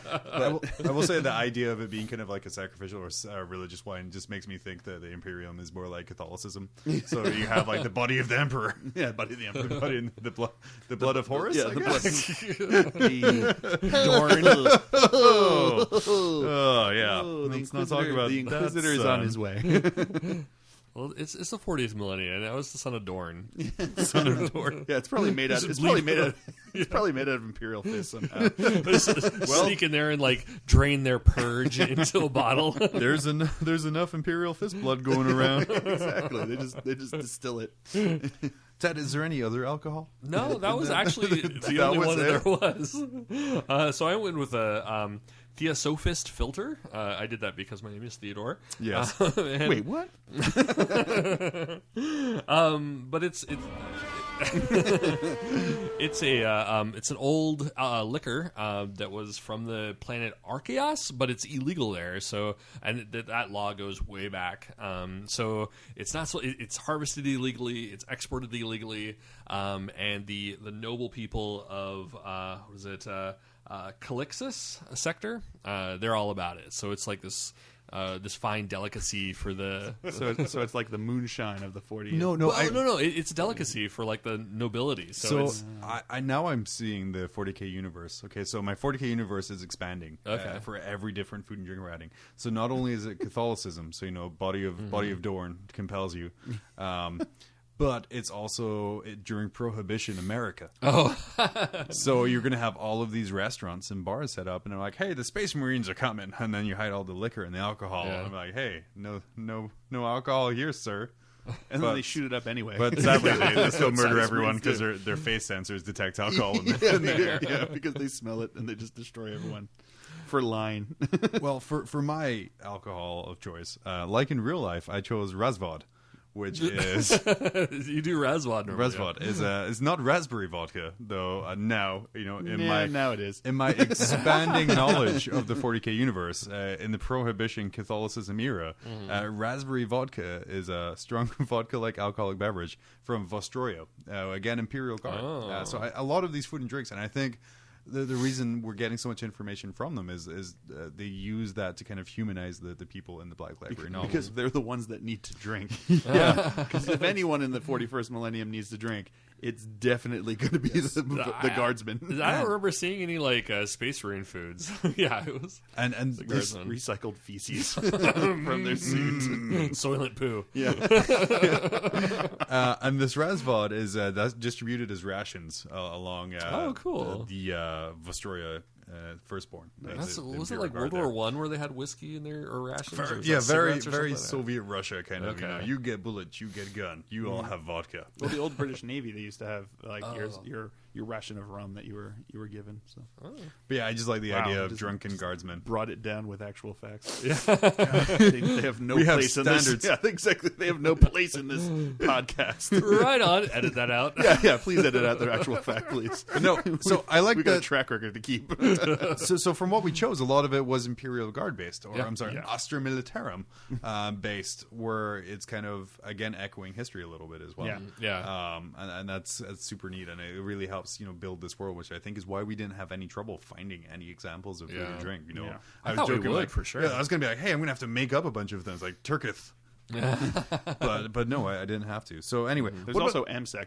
There's also which AMSEC. just needs to be mentioned because that's like the general alcoholic drink. Because we kind of had that conversation, I think, yeah. before we like picked all our subjects. Yeah. Like, should we do AMSEC? No, that's like the most common. Literally thing. everyone drinks Like, AMSEC. every Yeah. other novel has Every other AMSEC in it, has or AMSEC. whatever. It's like if they That's want to cool. put in liquor, they put in AMSEC. AMSEC. Unless it goes Yeah. very specific for Vostroyan or Tanith or something like that. I want to see the bottle that AMSEC comes in. I bet it just says like AMSEC, and that's it. Like It's just in Arial three font. X's, yeah. AMSEC and Arial font, or Comic Sans with three X's underneath it. So, listeners, I want you to go into Microsoft Paint or whatever basic paint program you Corel have. Draw, if you will. And Corel Draw if you're a Mac user. Corel Draw if you're nasty. Yeah. Please design us a label for AMSEC. Yeah. And we will put the best ones on our Facebook and my Twitter feed because they are fantastic. Yeah. What about non-alcoholic beverages? I mean, the Imperium of Man can't go around being like completely wasted all the time. I guess Phil, Ted. What? Ted. Oh man. Well, I mean, start with me again. Well, I can start with that because I really want to talk about recaf. Recaf Okay, has there we been go. in Yeah, a you're bunch excited of, about this. A bunch of the books we've read. I'm like, yeah, coffee in the 41st millennium. Yeah, you gotta go. No, so reading the description here, recaf is a popular hot beverage made from crushed and brewed leaves. Recaf is fucking tea, which I don't know why this surprises me. Of course, it's tea. because it's a Wow. British company. Yeah, I was gonna say, what do you think that the GW is located in? The land of coffee? But it's still, they have 3 other things called tea. Recaf, caffeination, Yeah. sounds like coffee to me, and the way they drink it is True. Yeah, No, I mean, yeah. it's I like get no, that, it should but not be still. tea. Well, they Shouldn't be really like their surprising. tea. They gotta have like various varieties. Like this one is slightly tingy. This one is slightly berryish. Dear Black Library, recaf is coffee. I think this. You gotta go edit the wikis so that the Black Library writers change it. But like the more I rage about it, like the more it does make sense. Like, yeah, Yeah. right. It's going to be tea, and then again, relating back to the real world, World War I, World War II, the troops are there all drinking tea and everything to stay awake. It certainly wasn't coffee beans coming in from Africa and South America, so it was kind of tea that kept everything going. But that was kind of my major rage there. It's tea. It's the British Empire, man. The sun never sets on the Imperium of Man. But now I have expanding my worldview of Warhammer 40,000 as the food does. I now have Moral of the story is by the end of this, his have the image worldview it's there's a bunch of drunk Russians over there. I'm sorry, space Russians. Space Russians. And they're in a church. Okay. Drinking ceremonial wine Okay. and the body of Dorn. The body of Dorn. Body of Dorn, of course. While hiding their alcohol from the passing Space Marine Prohibition Police. And then in a trench, just adjacent to this church, there is a heavily bombarded Imperial Guard position where they're sitting around a porcelain teapot, slowly waiting for the recaf to brew. Yeah. And now, whenever I see guardsmen or read guardsmen in novels or hear them, they all have tally ho, Chip, chip. chip chip. Come now, for the Emperor. Stiff upper lip. So they're or military issued China cups. Like, Pinky's out for the Emperor. they are all and God, people in the UK are going to kill me. They're all. Oh no, I remember now. You guys might know, but from the Blackadder show, now all of the Imperial Guard to me are Lord Flashheart from Blackadder Goes Forth. Oh, which one was that? I watched it up until it got boring. Which one? Was... So spot the person who watched Blackadder. oh, that's what I get for having a British father. That's what I see them like. Oh man. So that's I'll show you some clips, Ted. Okay. But he's just a very chauvinistic, confident, upper middle class British pilot. Oh, okay. Yeah, That's good. Yeah, it's very. is But that's every commissar I hear now is going to be in Lord Flashheart's voice. Nice. Expanding my worldview. Yeah, that was the Blackadder of World War World right? War World War One. World War Yes. One, Yeah, because it was all trench fun. yeah. Ted. Yeah, I think I Trench stopped. fun. Like once they started going through history, like, oh, it's Yeah. not as funny. Apparently, it is. Yeah, I tell you, there's some guys in Birmingham right now who are loving that. Shout out to our Birmingham fans. I don't know where you all came from, but welcome. We're not going to question it too hard. So going with the tea theme. Anyway, Ted, yeah, go on, Let's Ted. go with the tea theme. We're just gonna tone this down a bit. I went with Tana. Is a leafy plant native to Valhalla. So I thought this was kind of cool because the Valhallans are so big into this tea that they have samovars installed in all their chimeras. So all their chimeras, they're ready for tea. So. Yeah, the Imperium is definitely the British Empire. But it tastes like if there ass. was any question, we've just got this right here. This is America. Now, I don't get that line of thought for me because I'm British. I'm Scottish. I should know all this stuff. Yeah. I grew up drinking fucking PG tips. You just said you were British. I know, Oh, and I'm man. so sorry. I just lost all of our Scottish listeners. Yeah. They're all gone now. Rage quit. Rage quit the show. That's what you get for living in America. You start to, like us, equate all Europeans as the same people. Sorry, everyone in the UK and Europe imagines all of America as Texas. Yeah. Oh, please. Oh. No, that's pretty true. It's pretty true. If I'm wrong, UK, please, Mob Rules John on Twitter. Let me know. I won't be offended when I'm right. All right, Phil, change the All subject. right, anyway. But I have to say, expanding on my 40K worldview, We're back to this. where people are drinking the body of Dorn, in their Prohibition era bar, hiding their alcohol from the Space Marine troops, in a trench, brewing tea in a porcelain cup.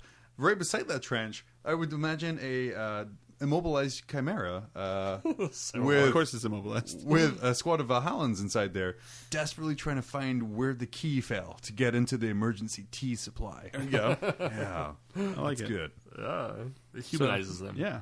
So to continue your expansion of your 40K universe, and also to continue with the theme of the Imperium of Man just being the British Empire, we move on to ploin Crumpets. juice. Yeah, no, we got to crumpets. No, to ploin juice.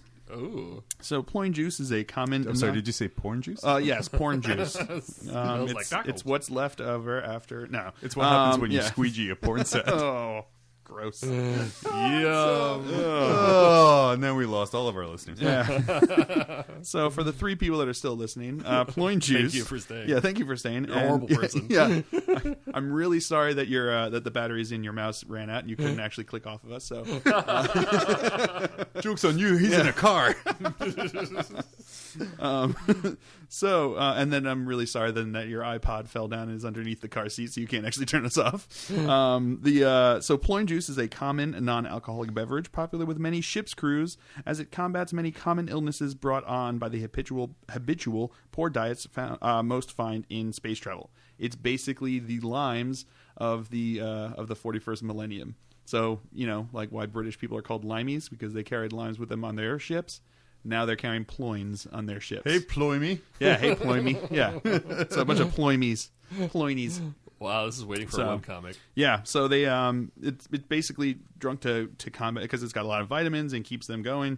It's also used as a to add some flavor to distillations and Dirty water. Yeah, to dirty water, and it can also. Because it's the 40K, it can also be distilled itself into something known as wobble, which is because that's what the fruit does when it's sat upright, and also most users do that after they imbibe a few shots of the wobble. So expanding my 40K worldview. The world. So you would have, the people in a church. Yeah. Partaking of the body of Dorn of the alcohol, Yeah. and getting drunk, and then next door would be like a establishment pretending to be a restaurant, but really they're a prohibition place trying to hide your stuff from the Space Marines. Yes, who are coming in to kill them. And then just off to the side of that is this I like big the old Space Marines are all battlefield. teetotalers. They're the, this the big Southern battlefield. Housewives. And they have all of these guys. Oh, I'm sorry, I forgot. There's drunk Russians somewhere, drunk space Russians somewhere. Yeah. And then there's the little trench full of guardsmen, kind of still waiting for that tea to. No, they're inside the immobilized chimera. No, you're right. Yeah. I'm sorry, Excuse the me. other tea. Excuse me. I'm It's sorry, my the worldview recaf. that's being expanded. There's a squad of guardsmen waiting for their recaf. I'm just correcting your worldview. Thank you. I appreciate that. Letting their recaf brew so this flavor is popular, and then beside them, the Chimera has like kind of the immobilized Chimera with all the Valhallans inside. Valhallans. Yeah. So this is getting difficult to It's keep cool. track of. Yeah. It's your worldview, And man. the green We're only grass along for the grows all ride. around and around. The green grass grows all around. Trying to argue about who has the key to get in there, but out of nowhere, a Rough Rider comes in and spears open the tea case so that they can get it, and then the Valhallans are all like, "Oh, thanks, Plummy." Ploiny. Whatever, they're Valhallan. They don't say it right. Whatever. Yeah. It's my worldview. Fuck you. Yeah. Wow. And then he says chip chip cheerio and heads off to Chip, chip, and then they keep canters forgetting off. space scurvy. He canters off like, Canters off to get so he doesn't Cheerio. have space scurvy. oh man. So as for finding food, I chose Soylent Viridians, mainly because I love the movie Soylent Green. Is it made of people? It's made out of people. So Soylent Viridians is also known as corpse starch. It's said to be made from human corpses mixed with random dead animals, plants, and other sources of dead biomatter, typically disposed of in hive cities to be recycled into food to lessen waste. So basically Taco Bell. It's It's the Taco Bell of the 41st millennium. Let me write that down. So yeah, I love the fact that they have Just these add water corpse. they have these gigantic hive cities, and there are all these kind of, and we've read about how kind of disgusting places are and how everything's all tied in together, that all of their waste kind of just gets mushed together into this ration that's given to everyone from hivers to like guardsmen as rations, and it's just a flavorless paste. And it's just there to keep you nutrient, but it's people. Soil and Viridians is people. It's made out of people. I think it's like, you know, it was no kind one of under gross. 30 Like, gets that reference, by the way. but I mean, it's kind of, you know, yeah, it's kind of gross. They're eating like corpses or whatever. But it's the 40th millennia, like 41st millennia. Like, yeah, I mean, I guess that's pretty like inhuman and dark and everything. But to call it like corpse starch, I think like just adding the word starch in there like ties it to food a little bit too much for me. It's like, wow, this is really gross. If you're Go ahead and talk about yeah. corpses all you want, If- but as yeah. soon as you relate it to starch, I'm like, potatoes. Yeah, I exactly. love you. Yeah. If you're going to begrudgingly eat dead people, then just accept that you're begrudgingly eating dead people. Don't try to like cover it and like starch coat it.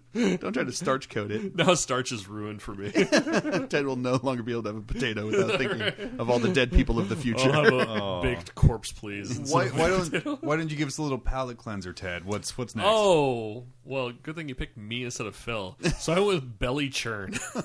This is like make it even worse. Getting better and better. So this was They've got a lot of alcohol in the future, but not many options for eating. so random ass nomadic people use belly churn. It's an animal stomach filled with milk, sewn shut, and then flung over the side of the riding beast to slowly curdle. The resulting cheese is regarded as a delicacy and also keeps fresh. You can use that term loosely or with quotations, perhaps. A remarkably long time, making it the ideal ration for lengthy journeys. These are the Scots of the 41st millennium. Yeah, seriously. Just because you put the food in a stomach doesn't make it Scottish. Just because you put the food in the stomach and then boil it, and it becomes like a cheese-like substance. I don't remember them boiling Yeah, the cheese. yeah, I The don't- cheese curdles from the heat of the land around it. Oh, I'm These sorry. were the poor It's- Scots. Yeah, this is so much different than haggis. He's actually offended over there. Well, this has been my last episode of Mom Rule, so, So where's Danny? so go ahead. We're going to replace him with not Phil. Danny only makes fun of me off the air. That's not true. He does it on the air too. So, All yeah. right, what you got, Phil? What do I got? I've got grox, which is Ooh. it's a Less a- disgusting, I hope. I think so, sort Okay. of. It's a herd Sounds less- animal. Yeah, it's a herd animal. And it was it's basically like a giant lizard that has been that can be herded, and it's used very often because they can survive in really poor environments and they can feed off of damn near anything. So it makes them ideal for traveling across the stars and also just putting them on new planets and being able to bring up a viable source of food and nutrients. So it's very nutrient rich, and it's and apparently palatable. I don't know. I've never had any. So Okay. so it's it's like Cow. it's like cow with scales in the future. Oh, Yeah. Scale cows. I was hoping that it was going to say squig in there somewhere. There was a big squig, but I guess it probably is. Yeah. Grok squig. Grok squig, yeah. So, but yeah, so that is the food. How does that expanded your Well, What's the moral of the story, John? so your 40K universe is done expanding, right? God, yeah, it's done expanding so hard. I'm not stalling for time or it was anything. it was after the Scott comment. It just totally derailed Yeah, him. totally derailed me. So I mean, this has expanded my worldview Oh, of the 40K surprise! universe. Whoa, No I didn't see way. that coming. So Yeah. I mean, I'm going to put this. If I was a regular person, Okay. and All I'm going to take you on a little journey. All right, I'm going to a pretend you're regular regular. Scottish person? I'm a very pious person, so I'm going to go to the local church or Oh. the imperial kind of worship area. Oh, okay. okay. This Yeah, is yeah, hypothetical. yeah, you then. hypothetical. me. Hypothetically. Okay. Okay. Hypothetical. And I go there and I enjoy the body of Dorne, and but that gives me a little bit of a taste for it. So I kind of go out the door, and as I go by the door, I'm kind of like barged past by like a bunch of drunk space Russians. Oh man, space But, I Russians. mean, whatever they're drinking, it just says rations. So I'm like, oh, that must be cool. Yeah, it must be good. Emperor Yeah. protects. Yeah, for sure. And then I go into a restaurant and I get given beer, and it's like, what the hell? This man. is Prohibition era 40K. That's exactly what And it then the is. Space Marines come in and murder everyone, so I run away, and Oh, it's like yeah. a full-blown battle now. Yeah. And so, like, I look over in the trenches, and then they're not firing back. They're sitting around this teapot, finally pouring it out after patiently waiting for 3 rounds of talking. Priorities. For this, for 3 rounds of time. Okay, go on. for this tea to brew. And then they're not even trying to help the Chimera next to them No who's way. immobilized. Oh, The it's back's wide immobilized. open. Oh, interesting. It's full of Valhallans. They're all kind of scratching their heads trying to figure out where the damn key is for their tea. Oh, I thought they would have been tea trying locker. to get it It's under the unimmobilized. couch. It's under the Yeah, couch. no, yeah, and it must be under the sea. But thankfully, like a lone Rough Rider out of nowhere, because God knows I Yeah. haven't seen one in 40K for about 10 10 years, comes through the mists and spears open the tea case, spilling the leaves everywhere for the Valhansiga. And then they see his little hanging thing, the plomy. Oh, the plone. And they're like, hey, thanks, Plony. And then he's like, no problem, man. Yeah. And then he rides off, never to be seen in 40K again. Chip, never seen. Yeah. It's a little inside baseball there. But then, so I'm like, man, that's making me really hungry. Yeah. So I get in my space car, I'm assuming. I'm a space beater, I'm guessing. And I go to... While the battle's going raging. I go to Taco Bell, as Demolition Man has taught me, the only restaurant available in the future. Yeah. Nice. And that's when I pick up the... fuck. You had it 6-man. I go through there and I get my Soylent Viridius burrito. Oh yeah, which is the new special. It comes in a box. Yeah. So did you get the fire packets? If you get the right code, then you get one blessing to the Emperor. So nice. I'm quite excited about that. Did you also get a Mountain Dew Ploin Blast to wash it down? I did. Okay, good. So then after that, I drive off and I get brain freeze. I get rammed by a land speeder from the side, and out comes Hope like he's insured. Out comes, it's not a space marine, but it's like a giant of a man in a dress, looks like a kilt, and he has this weird looking sparring, and this is technical terms now. Oh man! But then I'm like, man, that's not sparring. That's curdled cheese sewn inside a stomach. And I'm like, oh man, but that's also known as space haggis. Yeah, space haggis. That is not going to fix my car, man. Probably not. My space car. I'm going to make it futuristic. Yeah, space car. So then I kind of wander off, and then I just see a bunch of guys just kind of ignoring the wall. Grok cicada wrestling. Oh, nice, yeah. Because they're like alligators, but they're totally. Groks wrestling. Yeah, I gotcha. So that's how it is. So Nice. also, if you want to model a Grok's alligator farm, please send us pictures Or do of that. Grok's tipping? Grok's tipping. Grok. Damn it! I should have gone for Grok's tipping. Yeah, it's cool. Well, it I re-expanded. No. I think we've expanded it for one episode. Try it again from the top. Yeah. Oh no, we'll Fuck come this back segment. to that. Yeah. Fuck this segment. We're done. Cut it. Delete it. But yeah, if this has expanded your worldview, please send us your stories to the contact information at the end of the episode. But yeah, and fuck this segment. And yeah, the segment is done. I thought it was good. My worldview is too expanded now. Too expanded. We'll be right back. Papa Phil's going to tell us about some Deathwatch. Oh boy. That one was not as funny. Tad, do not play that one again. Oh shit! God damn it. I also know what it was. No podcast, maybe. I've said it once. I've said it 1,000 times. I refuse to listen to us. We edit you out. We edit you out. It makes it nice and easy. So Phil, you're going to tell us about a topic close and near dear to your heart, the Deathwatch. My interest in Deathwatch peaked when the box came out, the Death Kill Overwatch, or Death Toe Underbite, as Ted calls it. Yeah. Some great models came out. I was like, wow, I really need another army, but thankfully I didn't. But Phil, you did. I did. Yeah, exactly. Because I was like, I'm only doing Dark Angels. Except now that this box comes out, I'm going to do both of these armies. So tell us a little bit, what is the Deathwatch? A Deathwatch is basically the special forces of the Space Marines. So where the Space Marines are the elite warriors of the Imperium, the Deathwatch is the elite warriors of the elite warriors of the Imperium. So they're like the most badass of badass. Even their basic foot soldier is a veteran, so it's kind of it's brutal. Well, this is kind of like the like when kids get into arguments, like, yeah, no, you're more of a cheesehead. No, you're more of a cheesehead plus one. No, you're more of a cheesehead plus two. These are the cheeseheads plus 47,000. So you can say Deathwatch is the GI Joes of the 41st. Yes, they're millennium. basically the GI Joes of the 41st millennium. Which one's Shipwreck? Probably like the, I don't know. I have no idea. Is there a roadblock? You totally really, maybe there's a roadblock. Yeah, probably roadblock is probably the Imperial Fist dude. The heavy bolter guy. Yeah, he's probably the Imperial Fist dude. Literally, no. Because he's holding the wall. Specific names. Dave. No. We've Dave established the Space Marine. We've established in Mob Rules history that Dave is a guardsman. Well, no, but this is Dave it? the Space Marine. I think it was It's a Steve totally the different guy. Custode and Dave the Steve the Guardsman. Custode. Dave. No, this is Dave the Space Marine. Okay, he's a different guy. Yeah. This is Dave R.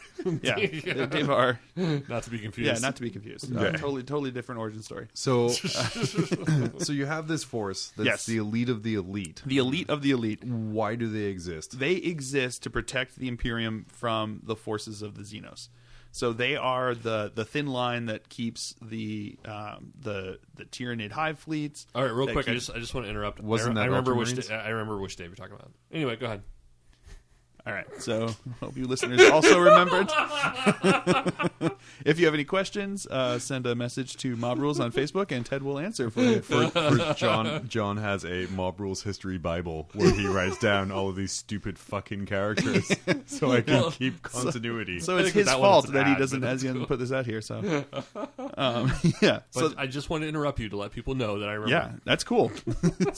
It's good, Ted. Thank you for letting us know. Ruined my flow. Yes. They are the thin line that protects the Imperium from the forces of the Xenos. So they are the ones holding back the Tyranid hive fleets. They are the ones that are keeping out the Eldar and Dark Eldar incursions. They are the ones that are trying to nip any kind of any kind of tucks in the bud. Nip any kind of orc war bands in the bud before they become a full-on WA. They are the ones that if there are questions about Xenos tech that have been discovered in archaeological sites, they get sent in. They are the ones that if it has to do with the Xenos, they are the ones that go in. Unless it's too big of a problem that you have to call an entire chapter, then things happen. So looking at the cover of the Codex there, Yes. it looks like he's holding a Necron sword. A Xeno face sword. A Xenophase sword. So it Not looks like Necron, when they are not Xenos. No, totally sanctioned. when they're Totally sent in, sanctioned. they're like, "Hey, we don't know what the Xenos weapon is," and you're like, "This is mine now." Yeah, but pretty what much. is it? It is mine. You don't question it? This Yeah. is mine now. Exactly. They're actually equipped with the best of the best cutting edge weaponry and armor, and the best weapons that have been gleaned from technology that isn't available to the rest of the Imperium, because their fight against the Xenos is considered that important. So they have weapons like the Xenophase sword. They have weapons like the frag cannons or the Infernus heavy bolter. All these weapons that aren't available. Yeah, Dude. these are things that are not really usually available to the rest of the Imperium and the rest of their home chapters. But while they are working for the Deathwatch, they have access to these weapons and gear. Do they have grav cannons? They do not. So they have the of the best. Yeah, they have the weirdest of the best. Again, it reminds me of that bit of Hot Shots where, like, you're the best of what we have left. Yeah, pretty much. So, like, these are the best guns we have left. Because Yeah. every Space Marine chapter has requested 10,000 grav guns. Yeah. They unfortunately were really right. slow on the uptake on the pre-order for grav cannons, so they're still in back order at this point. So going this through the sportsman pre-order. warehouse is about to close. They're trying to liquidate all their supplies. Just go ahead and have fun. Yeah, just just loot this have place. at it, yeah. You have all the guns that haven't sold already. Yeah, exactly. They have all these weapons that they say are very special, but it's just because the rest of the chapters didn't want them. Oh, They were how like- come that Imperial Fist gets 2 grav cannons? It's like, all right, well, you can have this sword. It's weird and green. Enjoy. So, who formed the Deathwatch? And what was kind of the impetus towards it? Sure. The Deathwatch were formed in the 30,000s during the by. I hit the mic stand. You son of a bitch.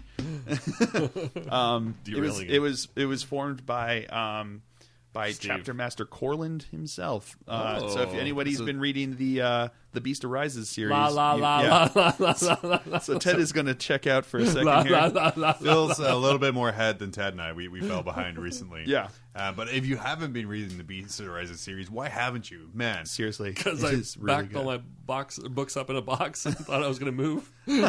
It starts a little slow, but man, does it pick up steam. Really picks up like steam. a freaking freight train. But anyway, you were saying Corland Yes, forms so the Deathwatch. Corland forms huh? the Deathwatch, and it was in Spoilers, response. by the Yeah, way. spoilers for anyone who hasn't read it yet. I mean, that's not really the spoiler part. This be next fair- part that I'm about to say is pretty spoilery. Yeah. So he forms it in response to, spoiler, a devastating victory on Ulanor. Because they sent in chapters upon that's a huge spoiler. That's why I freaking said it. Don't say I didn't warn you. So to be fair, they weren't going to probably lose. So there was this massive battle that involved like tons of chapters of Space Marines. It involved like millions of Imperial Guard, all descending upon Ulanor. pip, brother. Yeah, brother. Bring the Pip, tea. pip, brother. So there was plenty of recaf for everyone. And it was a resounding defeat of the Imperium, and they came back to Terra. By the Imperium or of the Imperium? Of the Imperium. Oh, okay. So they came back to Terra, and spoiler alert, you can close your ears if you want for this even there. But Vulcan is killed in this battle. Again. Because they found him. That's what he does. They brought him back for the battle. And then he gets Vulcan killed. is Sean Bean of the 40K universe. Kind of sound like Groot, but yeah. Yeah. If Sean Bean was going to be a Space Marine, though, let's be honest, he'd be an Imperial Fist. So anyway, after this defeat, they go back to Terra, and Corlin is sitting there going, I don't know what the hell we can do against this. And he starts talking to Van Gorich, the head of the assassins, and he realizes by talking to Van Gorich that what they need to do is they need to form essentially Space Marines that can act with the tactics of the assassins, so that they can go in, make tactical strikes against specific points to make the most effect. And that's the only way that they're going to be able to defeat the beast. So they start to form this group of group of Space Marines to go and try to teleport the attack moon that's around Terra outside of the solar system. So they form these groups, and as they gather together, unbeknownst to each other, probably about 60% of them have painted their armor black in memorial to the fact that they lost so many Space Marines on Ulanor. So when they all of a sudden come together and realize they've all painted their armor black, They were all super embarrassed. yes, and they were like, who wore it better? No, They look fat in it. Yeah, exactly. It made them all look fat. Like slimming. Yeah, exactly. But they realized that they start talking. They say, this means something. This is bigger than just this. This is what it's meant to be. And they realize they're like, we are the Watchers. We are the ones that keep this up in the death of our, the Watchers that keep going with the death of our brothers. We are the Deathwatch. And they realize it like resounds with them, and they go out and they end up blowing up the moon, Attack moon? the Okay, attack phew. moon. Not Eleanor. Gotcha. Yeah, not Eleanor. They blow up the attack moon, and it like devastates Earth because it just sends down all this stuff. But everyone's okay with it because the attack moon's gone. So they're like, well, okay, I we've imagine just it's killed like a Sly Marbo style precision strike. yeah. Well, the thing was, they went in with these. Throw the suitcase. They went in, and this begins with the whole using of Xenos tech. Is they went in with these teleporters that were designed by Mars to work with the Emulating orc technology. emulating the orc technology and working with the orc technology because they wanted to use the power of the moon itself to power these teleport machines that were then supposed to just teleport the moon out. But because it wasn't quite perfect, it just kind of blew it up. Nice. Yeah. So, but everyone's super happy by the effectiveness because every time else that they've tried to attack the moon, it hasn't worked. Yeah. So Corlin realizes that because at first he had said that he wanted to form these groups combining all of the different chapters, and all of the High Lords were like, no, we're not doing that because this is, you're just going to take over and there's no way you're ever going to give up that power. And he goes, well, F you, I'm doing it anyway. And he did it, and they came back like successful, and then the High Lords were like, well, I guess we can't really say no now. Take it back. Yeah. Take it back. So then Corlin starts to formalize it, and they said, it can't be under your control. So they start to put it underneath the control of the Inquisition, and the Inquisition says, we'll take care of it. We'll ship your guys. We'll just be in charge. And then Cortland says, F no, we're going to put a watch cap commander in charge. So he chooses a space wolf to be the watch commander, who's like the titular head of the Deathwatch. And they form all these they form all these teams that then go out and do these different missions. I'm not going to spoil anymore. I had to spoil that. I was going to say, I'm not going to spoil anymore. But they form these different kill teams, and they start calling them kill teams that are armed and aimed to do specific tasks, which goes more into what the Deathwatch really do. like dishes. Yes, yeah. Laundry. They've got their laundry scrub, wash. they've got the scrub brushes and the long gloves. So, Yeah. But the very best of the Xenos tech. It's the very best of the Xenos tech. Yeah, exactly. So they have the Eldar long gloves. they have the inquisitorial logo on them. Yes. Like, what's their relation to them if they're not led by them?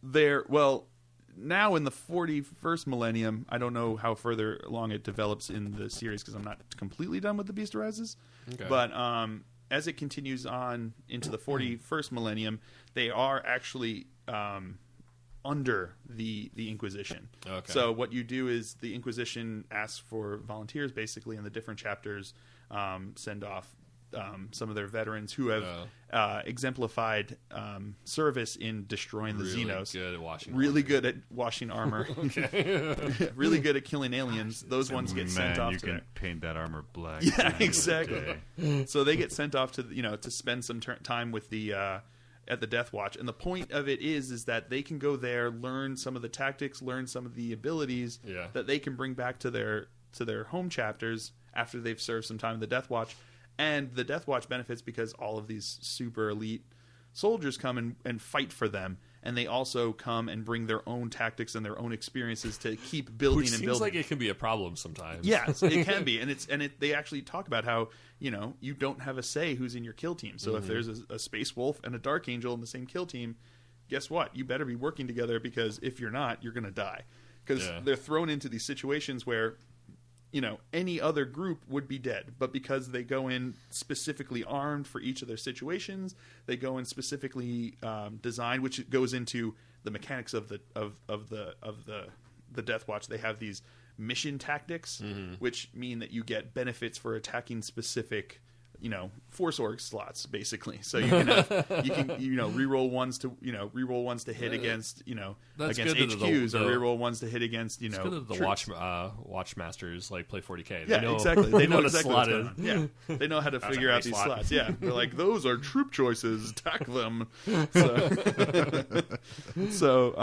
yeah, the whole point is that they're each outfitted exactly how they want to be to prosecute the specific mission that they go on, which is why a lot of the groups involve the same squad having bikes, having jump packs, having Terminator armor. They can all be in the same squad, because it's whatever is best for you to do this mission is what you get armed with.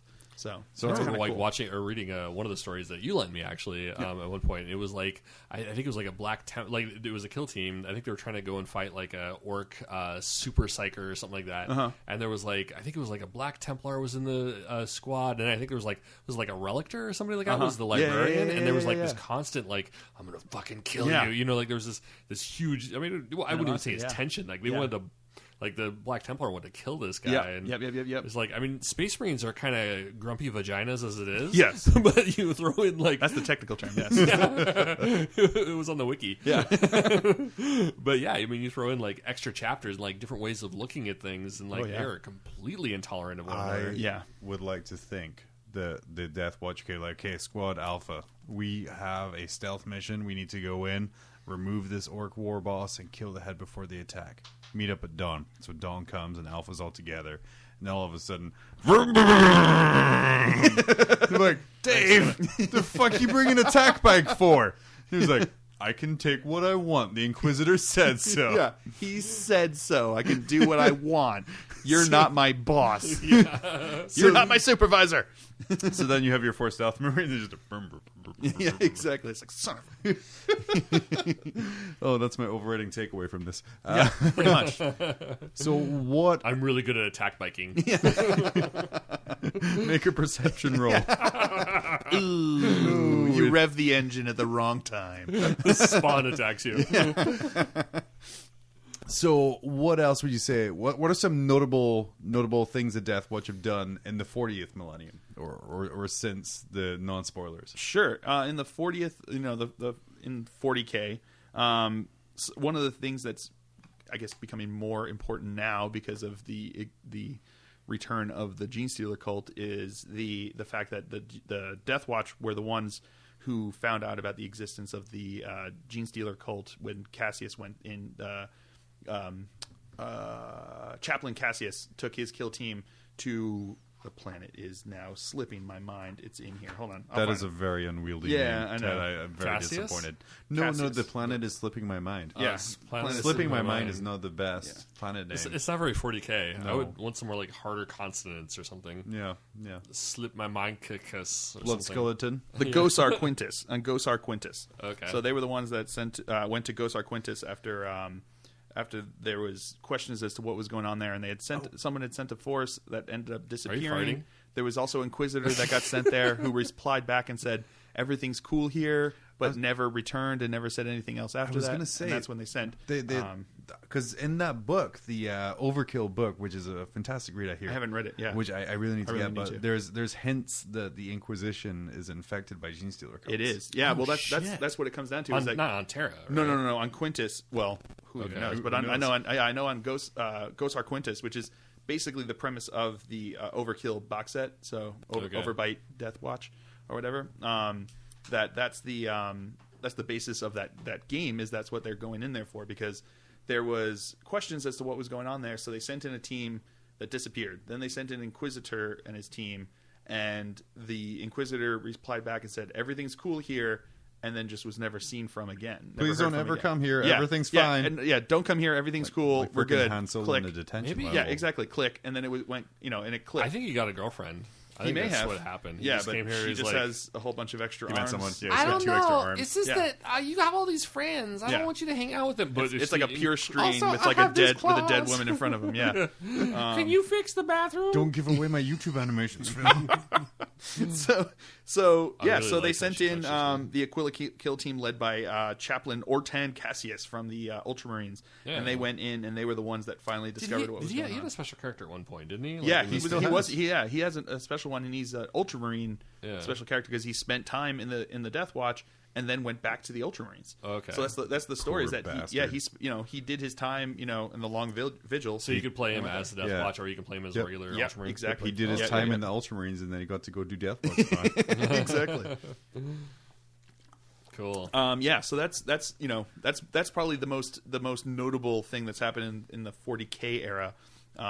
With the Deathwatch. But something that's also interesting about the Deathwatch is they have an aspect of them that's very much like the French Legion, where any Space Marine can show up at a watch fortress and just say, I want to join the Deathwatch, and nobody asks any questions. So why? Because they don't ask questions, they don't ask what chapter you came from. They don't Game of Thrones. Pretty much. Yeah, it's like the Black Watch. It's like the Black Watch, right? No, the Night's Watch. The Night's Watch. So are these the Black Shields that you're going to talk about? Yes, the Black Shields is exactly what I'm talking about. So what it is any Space Marine can show up at a watch fortress and say, I want to join the Black Watch. My brothers pick on me. Yeah. They don't ask why they came. They don't ask what chapter they're from. And technically, the watch commander at that fortress can turn them down, but they very rarely do because it's a Space Marine that's willing to fight for them, and they're cool with that. The Death Card uniform is probably a little bit of a giveaway. Yeah, exactly. Well, but then that's what it is. They can be Traitor Marines. They could be Marines that got sucked into the war at the Heresy and came back and realized that their home chapter had turned heretic, and they didn't want to. It could be that they disgraced themselves in their own chapter with something, and they had to leave, and they went off to the year to So basically, Senator Wiener. Yeah, exactly. They're sending off dick pics to the Sisters of Battle. Yeah. But they go into the Deathwatch and they wear on their pauldron, instead of the one pauldron that has their chapter emblem, it's just left bare black to represent that they are atoning for whatever it is. It's atone, and that's why the special rules atonement through honor that they have, because they're out there trying to fight for their honor again. Boning in the service through of honor. Especially rough as you rub that your headset provocatively. Boning for honor. So death. Oh, I'm sorry. Well, what is it that's so? I mean, I guess leaving your chapter could be dishonorable. Is that what they're atoning for, or is it something they don't agree? Nobody asks, and even if they come into the chapter, if you come into the chapter, it's it's verboten that you do not ask any questions of a Black Shield about their past. Are they always atoning for something, or is just leaving their chapter it's for atonement? It's the fact that they came to the Deathwatch indicates that they're trying to atone for something. So the reason that they've come is because their past life had to change. That's why they've come as a Black Shield. Otherwise, they could come as a different chapter and I guess just never leave, and they wouldn't be a Black Shield. If you're a Black Shield, it's because you're trying to separate yourself from your past. Because you're a Space Marine, which means that you were given the gene seed at some point. I was just at some point, I was like, fuck, I got an allergy to wolves. Maybe I should leave the Space Wolves. I'm going to go join, Blood Angels aren't going to take you. Yeah, but to a But Space we Marine, have like leaving your chapter for being allergic to wolves. Yeah, but it's Which, considering every Space Wolf army contains at least 30 Thunderwolves, was a pretty bad rap. Exactly. If you've got allergies, it is not good to be a Space Wolf. But yeah, they're usually atoning for something. Either atoning for their, because they did something that made them questionable, that they had to leave for a reason. Okay. Another thing could be that they are the last of their chapter. So if sort of like Corlin did from his when he was, if it was during this time, odds are they wouldn't have just made him a chapter master. They would have been like, all right, you can just go join the Deathwatch. Go to Land of Misfit Toys. exactly. Go send him off there, and you could join. You can join it, because sometimes that happens. If if there's just a slaughter on a planet like Artemantua, you could just if you're not an important chapter that everyone wants to keep around, they could just be like, well, piss off, So they so they could send him off, and then they could they can be the last ones from their chapter. They could have done something that made them have to regain, status and faith because of they betrayed their chapter or something like that, and they're trying to atone for that sin. Or, like I said, they could be a traitor Marine that just realizes, no, I want to fight for the Imperium, and they can go there, and there's no questions asked. No one bats an eye. It's pretty neat. Yeah, a big thing that's also is because if they could be, some of them could be the fallen, like the fallen angels, the fallen dark angels could have joined here when they got sucked into it. This is the first time you've positively acknowledged them. I'm sorry, what? I blacked out there for a second. I think I may have been talking in my sleep. I get to replay this over and over. I think we found our intro to this episode. But yeah, and then if you're a dark angel that's been sent to the long vigil, you can't ask questions, even if you suspect. Oh man, it's not, you must be you like, can't ask questions. Yeah. Oh yeah. And there's stories about certain people being sent to the Deathwatch to keep an eye on certain other people, and things like that. But technically, you're not supposed to go back and tell any of the secrets of the Deathwatch to your home chapter. It's meant to be that as much as you're loyal to your chapter, you do not say anything. So you don't talk about the things that you've seen. You don't talk about the weapons that you used. You don't talk about the tactics that you used. There's, considering we just went over how they get the best of whatever's left. Exactly. Yeah, it's just true. They're just really embarrassed. Oh, thank God, my grav gun again. I missed you so much. Wait, didn't you have better weapons there? As they throw the Infernus heavy bolter over their shoulder and run into the arms of their grav cannon. So, but yeah, it's just, I don't know. I think the idea of the elite of the elite just being badasses and just kicking ass and taking names across the Imperium is pretty cool. Fighting off against the Xenos, so they're basically the militant arm of the Ordo Xenos. So you have the Sisters of Battle are the militant arm for the Ordo Hereticus, and you have R.I.P. And then you have the Grey Knights, who are the chamber militant for the Ordo Malleus. So they act as, for the third Ordo, they are the militant arm of them, the ones that can actually go and kick ass, as opposed to getting their ass kicked as just a retinue does often. But we have monkeys. Yeah. Space monkeys. Oh, Jakaro. Yeah, Jakaro, go. Now I really need to model an Inquisitor holding a Pokeball. Inquisitor catch him. Inquisitor catch him. Man, well, I think I am full of Deathwatch. Yeah, you think so? Yeah, I think so. Do you have any other questions? No. You want to ask Phil about Deathwatch there? It's made me feel really guilty about not keeping up with Beast Arises. Yeah, sorry. It did. I'm excited necessary about that. information. So good.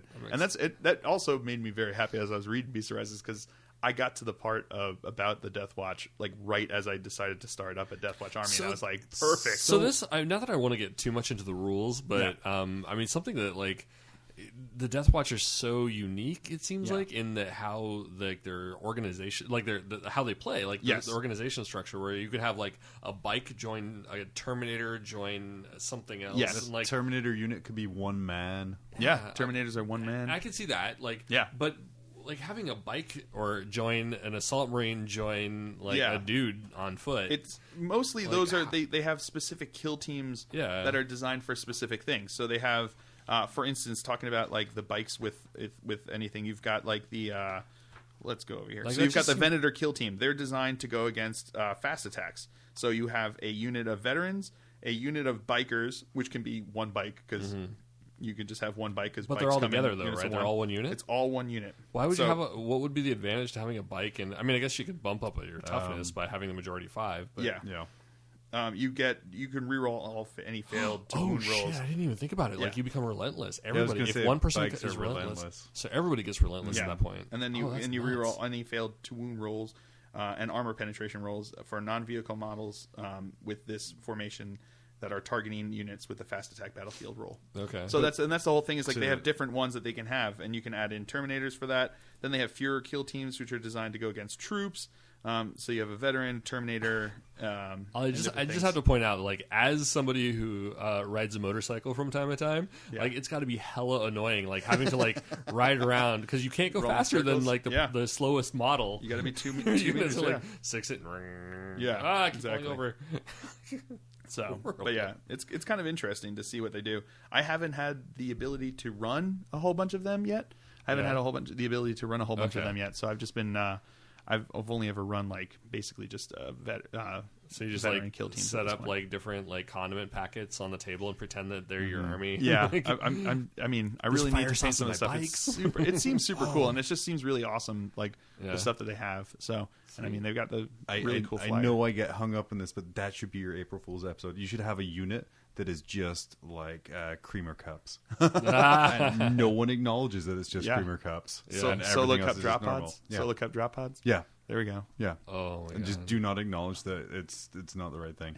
I don't know if I could survive the hate that would just rise out of that one. I just want to see the internet hate you. Yeah, I was going to say. It's kind of fun. If you want to see him hate me, that's what's going to come. Our circular humor revolves around you being hated on the internet. We can always return to that one guy. Kill yourself. Yeah, exactly. At least we're not Phil being told to kill himself by the internet. But yeah, I mean, I think Deathwatchers are sweet. Yeah. If I did 40k Marines, I definitely want to keep a Deathwatch contingent on hand. That's kind of what I'm doing. And they look cool too. Yeah. I mean, you know, they're really good models. Really it's cool a really models. nice upgrade kit. I mean, Marines have the benefit of being so interchangeable on their kits. Yeah.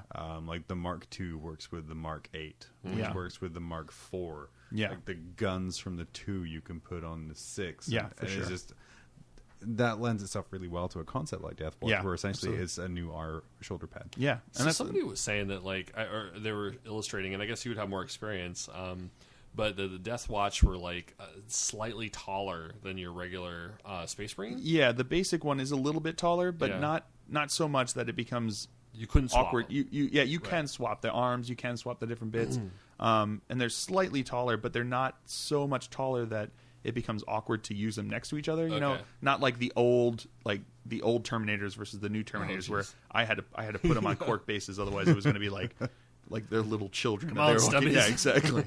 Walking around with them like squats in Terminator armor. Oh God, I reset the clock, didn't I? Single Sister of Battle coming in December. No, we're not going to get squats forever. But yeah, so you know, I think the size difference of the actual models there is a slight one, but not so much that it's noticeable standing next to it. No, not distracting at all. Because I mean, they even the Watch Captain, the Watch Captain model is the old Space Marine Captain model with just an extra sprue thrown in there. The Terminator one, or the regular one, the guy with the spear, the sweet. Oh no, spear. that's a whole new model. That's the Watch. That's the Watch Commander. Yeah, that's the Watch Commander. I've got him. I haven't built him up yet. I need to. But no, I'm talking about the Watch Captain, which is basically just the Space Marine Captain model, except the box also came with a sprue to upgrade him into, you know, to you know, interrogator stuff or the Deathwatch stuff. Tight. So, yeah, it's cool. Still. Good stuff. Sweet. All right, man. So it's Deathwatch. Yeah, that is Deathwatch. Cool. Thank you for educating us, Phil. If you haven't, This has been story time with Uncle Phil. Uncle Touchy. No, not Uncle Touchy. Oh, Uncle Phil. that was last. Uncle that was Phil. last time. that was in between episodes. Story time. Hey, it's been story time with Uncle Phil. Yeah, I thought it was going to be eBay to Price is Right. No luck. No, I think we have more than enough content for one episode. We can hold off on an eBay Price is Right. So you're welcome, that one. Yeah, kid you're in welcome, South Korea. who did not like eBay Price is Right. This episode's for you, Korea. Which one? No, the one kid in South Korea. Yeah, the one kid in South Korea. Yeah, not all of Korea. Well, that's all of our. That is all of our Korean episodes. Yeah. Hi. Hi. You're pretty. We're going to take a quick fake break, and we'll be back to wrap things up. And, get this show on the road. Get it out of here. Get out of here. Go away. Fake break. Do you like cookies but want something more British? Buy biscuits. Not like those you have for gravy. British biscuits. For dunking in your British tea. Stiff upper lip guaranteed. Biscuits. As recommended by Queen Liz of the Britons. Wrap it up. Okay, Once I started talking, we it are actually back. went a lot smoother than I thought. We're back. We're back. We're back. We are back. We totally are back. Well, John and I are back. We didn't. You never left. All right, I just ran back. Before we go, I want to give a quick shout out to MJ's Cards and Comics out in the Valley. They have a great billboard now as part of their store terrain with the Mob Rules logo on it. Oh wow! Yeah, Cool. So they asked, I was like, hey, if you give us a couple shout outs, can we put your logo on our terrain in the store? And I'm like, absolutely. And if you own a gaming store around the world and you want to put our logo on things, do it. But only, we'll allow you to do it for free. We'll let you do it for free, only on the rule that you don't actually tell anyone what it is.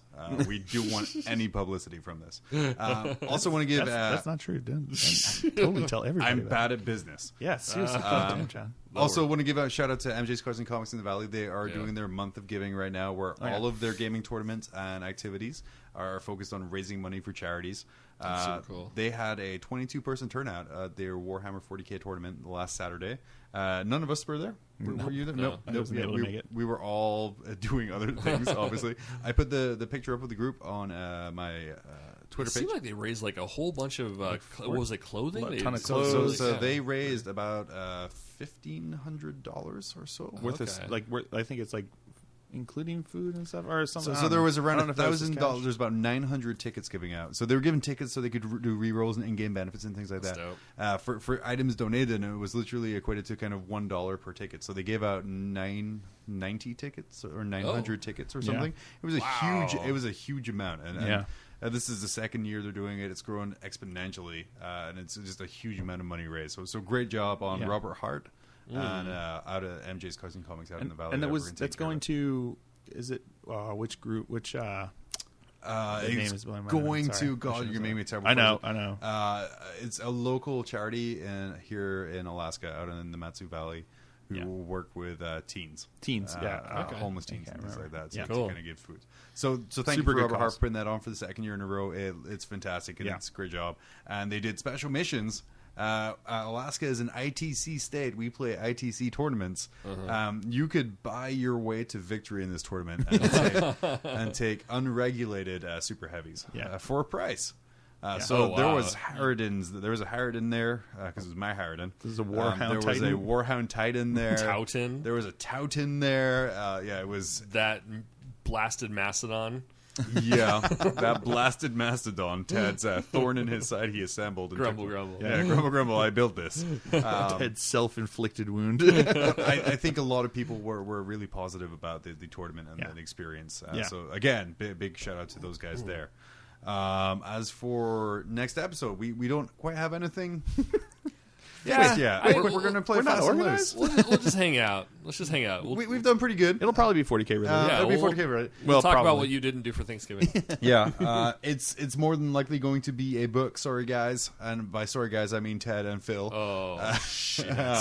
I mean, I read. I can read. As we jump, kids and all this other crap going on. Sure. As we jump between our kind of format of our show and tell and our book reviews that we do, but we will update our Facebook page and the Twitter, letting people know what that book is. So you if can they tell want us to try to read along with us. One last thing before we go. Yeah, I like those 4-page books. Those are pretty great. We can do a couple of those. I'll do a short story. So perhaps do they have any like fast facts brochures that we can read? If someone wants to send some cliff notes from Maladrax, the instructions off the painting guide. One last thing before I go, or we go, is I want to talk about one of our listeners sent us some notes about the last book we read, which was Legion of the Damned. And, he loved the book. He agreed with us with a lot of points because obviously we're right about everything. Obviously. He did ask one question. We are experts. it's true. Yes, one question. I answered him what I thought it was. He wanted to know what happened to the giant pile of skulls that were left on the world. Because if you remember in the Legion of the Damned book, they know something's up when they drain a lake to make more room for bodies, and they find giant skull monuments. But they're never mentioned again after that chapter. Well, they were going to blow them up, and I think they started to, didn't they? They were going to, and then they got pulled away by invasion or attack or something. Well, no, weren't they going to? And then they got shot by the guy. The guy started shooting. The guy started shooting the heavy yeah, sword. and they were like, "Oh snap, something's going on. Let's just go back home." Yeah. And they were like, "Let's just leave them there." So what do you think happened to them? Oh man, I imagine sold as souvenirs. Sold as souvenirs? Sold as souvenirs individually. Yeah, so they can buy to make money to rebuild. So they You know can what? rebuild. I bet that's what that totem was that we found in our Dark Heresy. Yeah, it was a bone from the. They had taken all the skulls and condensed it, kind of like a blood diamond. Exactly. I made a totem. Yeah. Yep. So they sold it all for Body of Dorn. Yeah. You know, I've learned something. It's expanded my view of the There you go. Warhammer 40,000 universe. Tad, what do you think they did with the skull idols, or what happened to them? I mean, I guess on a more seriouser note, maybe it was when they were blowing everything up and doing that like "Don't Look Back" motorcycle chase thing that they just blew everything up. That was that part that I didnn't read, actually. Why you gotta be cool? Why you gotta be serious? I don't know, because I already gave you my blood diamond thing. What more do you want? You can't squeeze blood from a skull. From a blood I would like to take the more pragmatic approach that when the demons deep struck and the drop pods deep struck, it was just destroyed, and it was a massive locator beacon. You think it was like scattered onto it? Yeah, and scattered onto it. Maybe there'll be a Skulls Legion of the everywhere. Damned too. And that'll be it. Legion of the Damned too. Electric Boogaloo. I was going to say that. You beat me to it. Damn it, John. Damn it, John. Well, for episode 35... 36? Yeah. 36. 36 something. of Mob Rules. Also for 35. Yeah, for 35 too. Let's just There was a little taster. But mainly Throwback 36. Thursday, Throwback Friday, Yeah, if you have... Fallback Friday. If you It's Monday. have... Damn it, Move back Monday. Move back Monday. Fuck off Friday. Episode 35. If you have any comments about anything we've talked about, if you Keep them have to yourself. anything to add, if you have anything to add, anything you Send want them to to say, John. Yes. send them to me at MobRulesJohn on Twitter. Write it in a note and address it to Who Cares. Whoa. He's got ornery all of a sudden. It has to be nice on the Glacial Geek Exactly. I page. take it all out on here. So The podcast he doesn't listen to. But ignoring Phil, As well which you is should. always a good thing to do. for sure. Any questions, comments, anything you want to mention, let us know. We'll do our best to talk about them and kind of give us your point of view of what we talked about today. So the Imperial food, what did you thought of that? How does it change your worldview in Warhammer? Let us know. I want to hear your stories. Has it perhaps expanded? Has it perhaps expanded? Write 180 character tweet about it. 140 characters. Okay. No, 180. He wants 140 in the first one and then 40 characters in the next one. So 2 tweets. Yeah. 2 tweets. Or Deathwatch. Just let us know. And the contact details will be playing at the end of the episode. And let after us you know, listen to and our also sweet let us outro. know if you've started a Deathwatch army. Yeah. What you've been doing, like what direction you're going to take with it. Are you going to use them as allies for another Imperial Please give army? Phil ideas. Please give Phil ideas. Please give me ideas. I need all the ideas. And if you want some visual interest, make sure you go over to Mob Rules YouTube page and check out the unboxing videos that we've got going on. Oh, there. right. Not the. That was a good thing, Ted. He's trying to yawn through my plug of the Glacial Geek, which he just failed at doing anyway. So go to the Glacial Geek for battle reports, but go to the Mob Rules YouTube page to check out the unboxing videos we got there. We've got the Mastodon and the Blood Bowl are the newest ones out there. So check them out; they're pretty good. Wait a second. So you're saying he was yawning at the fact you tried to promote your YouTube channel of Yeah. battle reports Yeah, available every Monday and And Friday. Kilty battle reports every Friday. I know, and he On tried the- to yawn through that. on the Glacial Geek Stab for YouTube both. Yeah. That's exactly what he tried to yawn man. through. He tried to yawn through the fact that there's 2 battle reports I'm every bleeding week here, at the guys. Glacial I'm Geek. bleeding here. I'm bleeding here. Oh, but yeah, Puddles definitely. of soul pee all over the floor. Oh man, you need cheered up now, Ted. Yeah. I'm Every gonna Friday go with home and Kilty cry. Battle. Fuck off. Oh, No, man. but seriously, check out those unboxing videos that Ted's done. He's done a great Yeah, job he's with doing them. a great job with They're unboxing. super awesome. And So- he is doing and get 100%. hyped about Blood Bowl. So 100% more content for the YouTube page than I am doing. There we So, go. yeah, good job, Ted. Good job. Ted, do you want anything to add before we sign off here? I'm just gonna go home and cry. All right, all so the bleeding in the body. Just go home, make yourself a Phil? nice cup of recaf. Perhaps pour in a little sacra. Well, you should have an Immortal unboxing coming up, so you can kind of talk about there you the unbagging, Unbagging. Unsacking. Please call it an unsacking. Can we call it a Mob Rules sacking? so we can kind of talk a little bit more about like what that. Yeah, that sounds good. Anyway, So I have been John. I'm Ted. And I am Phil. We'll see you or listen to us next time. Yeah, listen to us next time. Happy Thanksgiving. Happy Thanksgiving, unless you're not in the U.S. But even then, you like can. the majority of our audience. Yeah, but then just eat stuff. It's cool. Just Join along. And when eat is stuff. Thanksgiving, by the way? What's the date? Thursday, that one Thursday. November the 20-something. Oh, 24th. So on November 24th, Eat a shit ton of food. eat a shit ton of food. Just do it. If you are in the UK, Unless you can afford food, then eat some cry. pies. Eat a sausage roll. Go to Tesco. Go to and Tesco's and get a not get Asda. yourself- We're high class people Yeah, here. exactly. Go to Tesco's, get yourself a meat pie, But and don't just go eat to a lot of them. Sainsbury's because we're not that high class. Yeah, exactly. But get yourself Something like middle of the road. Tesco. Yeah. Tesco. Yeah. Ooh, get some fruit pastels. Those things or are that market down the dirt fruit pastels road and that you- lion bars. I don't. Yeah, Those are my fruit two pastels favorite. and Fruit lime pastels and bars. lion They're bars. pretty good. And wine Do guns. you want some? And wine. Oh yes. Okay, my Goodbye, parents give guys. them across. Yes, please do that. Happy Thanksgiving, everybody. Happy Thanksgiving. Happy Thanksgiving. Bye. Bye. This episode of Mob Rules has been brought to you by Mob Rules Media. Please join our Facebook group to be part of the conversation at facebook.com/MobRulesAK. You can also email us at themob@tophat-arts.com. Thanks for checking us out, and we will see you in 2 weeks.